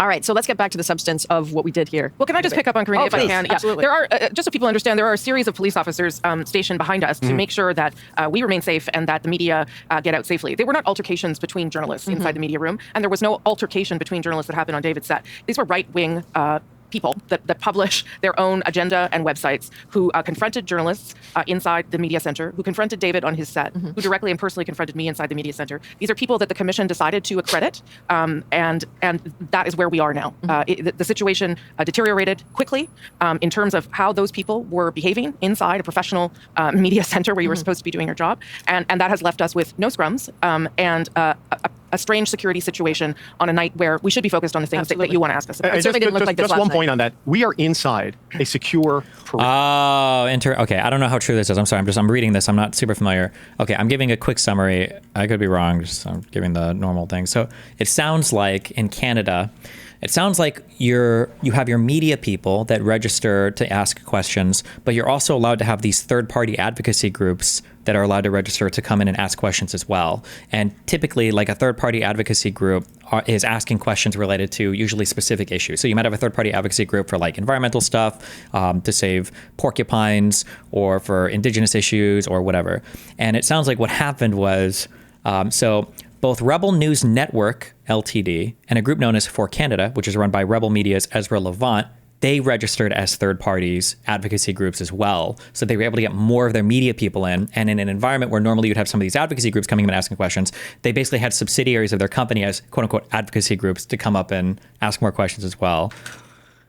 Sneaky. Perimeter.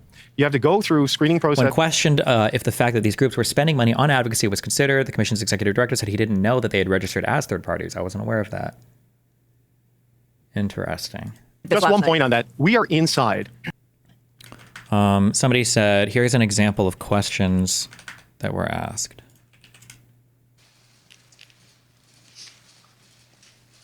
The answers in question very short, please. Absolutely. Alex Zoltan with True North. If you thought my friend's question was odd, you're going to love this one. I'm glad you self-assessed that. Okay. How many genders are there? There, in terms of sex, there are two. Thank you. My follow-up question then, do you believe that women, biological women, have the right to their own spaces? Nice. Their own sports, their own change rooms, their own prisons, their own homeless shelters?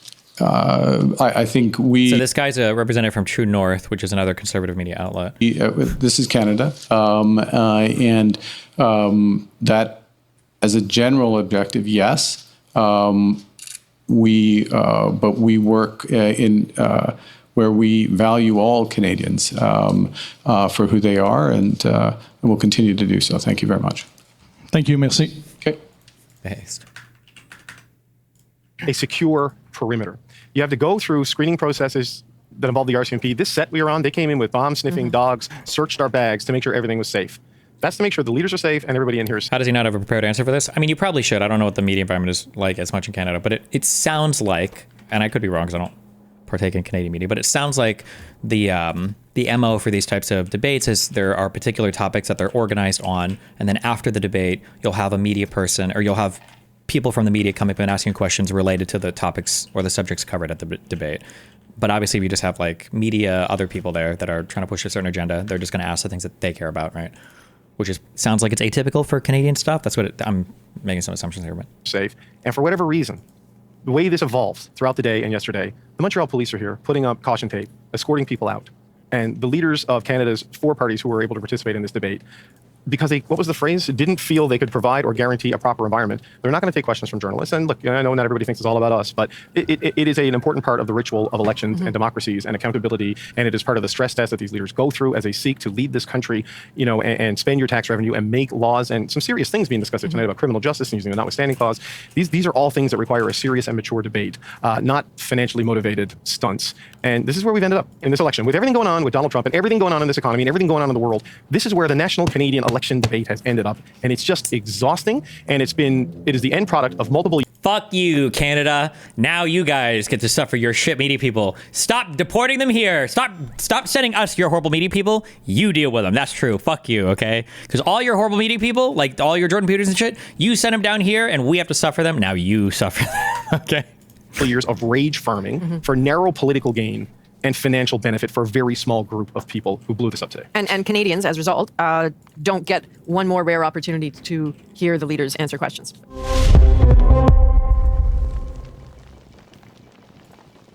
Fuck you. Discourse is much more polite. Yeah, was. Yeah. No, we've got there's a lot of mopping up to do in Canada. Well, in the country, and the man who started the Reform Party in Canada, so that was the populist end of the Conservative movement 20 years ago, maybe a little longer, eventually reunited with the Conservatives. Preston Manning, son of an Alberta premier. He was premier of Alberta for like 40 years. He wrote an article in the Globe and Mail, which was it's the Canadian liberal establishment newspaper. And I mean liberal by the classic, old school, small L liberal, centrist sort of newspaper. Okay. Saying that Manitoba, Alberta, and Saskatchewan should have an immediate constitutional convention immediately on Carney's ascension to the throne. And Quebec doesn't want pipelines traversing its territory. And Quebec, I don't know if you noticed this, but one of the participants in the debate was a Canadian separatist. We literally have a Canadian federal party, federal, localized in Quebec, whose stated intent is to break up the country. Hasn't that always been the case with Quebec, though? For a good while, it was provincial, right? I mean, they had a provincial party, like a state party, right? Okay, fair enough. Have your state separatist party. It's for your state. Oh, no, we want to have a national party. We want to be represented in the House of Commons as separatists. Oof. Yeah, so the country's it's very sad. Not and I was good. hoping they could be the 51st state. Yeah, well, that's what happened. So 2 things. Yes, Back to that. that was the big one. Carney showed up just in the nick of time to save the burning damsel from the train tracks or whatever the hell it is. And the rhetoric. And then Trump, he just timed it so badly. And he didn't know. He didn't know what it would do. He didn't know. But that's also... How do you not know that people have national pride? Yeah, he knew that, but he didn't know what the electoral consequences would be. He didn't know that would shift them to the so Trump's a liberals fucking so radically. retard, And he's huh? going to pay for that because once Carney is elected, if that happens, Trump will not have a more seasoned enemy in the West. Boy. Right, Carney's very well connected. Very. Ooh, especially in Europe and the spooky. UK. Very well. So, and Europe and the UK is a mess. Oh. yeah, you might It's say a that. mess. Oh, that's for sure. That's for sure. Kind of crazy. I thought Brexit was supposed to fix everything. What happened with that? What happened with that one, guys? We've highlighted all the arrests in the UK over social media posts, and most people have no idea. Constantine Kissin is great with explaining all that to people. It's so funny when he compares it to Russia. Yeah. And he says how many people got arrested in Russia. How many people you think got arrested in the UK? And most people are, none, right? Yeah. No, 4,000. Does he think that Russia is nicer to its citizens when it comes to aspects of free speech than... Hello? Okay. True. Yeah. Like, what? Yeah. What? Oh, yeah, it's unbelievable. Well, there's videos you all just see over this, the internet You about just it. see this everywhere. So they've implemented these 20-mile-an-hour speed limits everywhere. And so... 20 miles an hour. Yeah. Yeah, because, Joe... That's a bike. You don't really need a car. Like, what are you doing that's so important that you need a car? Like, if I have to go to a climate meeting, well, I get a car. But the peasants, they don't really need cars. They don't need heat so either. fucking Not ass-bang. that much heat. Maybe they can stop grandma from freezing. One of the Barely. fascinating things about Bernie Sanders and his anti-oligarch tour is Yeah. they're doing it on private jets. What? That's so funny, dude. Yeah, exactly. So we were in the UK. By the way, and Hassan is able to, shirk all f***ing accountability by his crazy things. But this is when Hassan says, "Oh, socialism when you're poor," he's talking about these types of people who are like, "Oh, you think that you can fight climate change and still drive a car and still have a jet and still do this, right? Now, admittedly, like, you can be crazy about it. Like, I think it might have been fair to criticize, was it Leonardo DiCaprio who took a ton of private planes or whatever? No, actually, wait, he might even be a bad example though, because I think, doesn't Leonardo DiCaprio have like a whole like fucking green house that offsets all the potential climate bullshit or something? Or am I making this up? I mean, there are ways to offset the carbon stuff. When you book flights, you can pay for carbon taxes or whatever. And I don't know if these people do this with these private jets or not, but this is the type of stuff they're talking about, basically. Taylor Swift flies a lot. I don't know how much climate change shit she does, but... Okay, not long ago for this ARC conference, and we rented a truck. And whenever it went over 20 miles an hour, it beeped at you, just like seatbelt things beep. Oh, God. And My God. then Miles an if hour. you go more than 2 miles an hour over the speed limit and you get caught, then that knocks 1/3 of your license off. If you do that 3 times, you don't have a license for a year. Yeah. Damn. Beep, beep, beep, beep. Climate knocking. Oh, climate my God. knocking. Yeah. That's what the libs you want to can do to tell all your tyrants, stuff. so That's what the use libs want to fear do to all your and, stuff, by the way. Compulsion, and they hate comedians and cars. Right. There's tyrant checklist. Hates cars. Check. No sense of humor. Check. Yeah. Uses fear. Check. Uses force. Check. Yeah. Psychopath. Check. Right.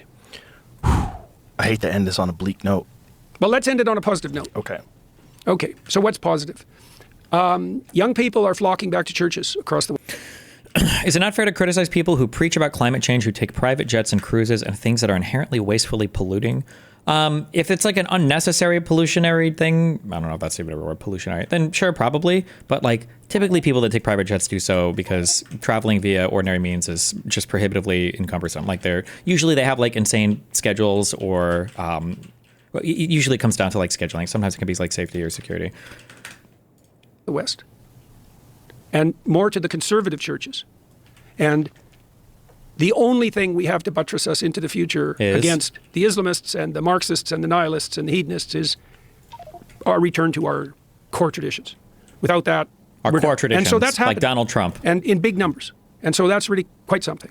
The back has been broken of the climate apocalypse narrative. There's plenty of mopping up to do, but half the people know that there's something rotten in the state of Denmark, and that particular apocalypse is probably not worth giving up all your freedoms for. We've seen a lot of progress on the ARC front, like a lot of the things that we've been putting forward, the better story, so that's a return to the foundations of Western civilization that made our society the sort of place that dispossessed people will go to voluntarily, right? There's lots of people who are starting to understand that that's seriously worth preserving, right? Energy executives are waking up, as far as I can see, to the fact that they could help the world's poor in a serious way. And if they want to moralize, if they want to act morally, that would be a good place to start. Wow. There's lots of people who are working to produce abundance. Your country, the U.S., you guys are unbelievably good at that. Way better than any other country in the world. Abundance. And that's the meme. You generally deliver in times of crisis.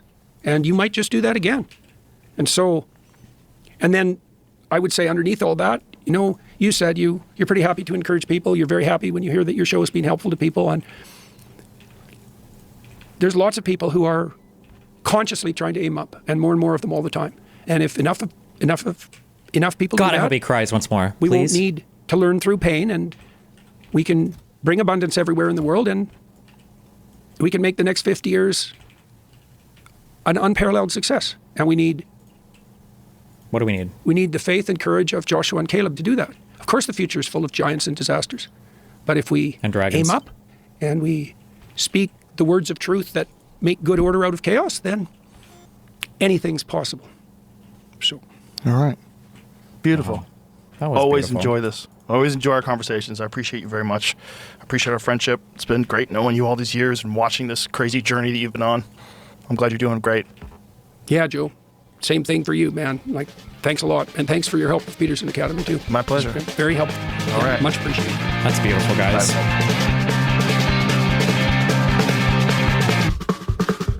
What a great show.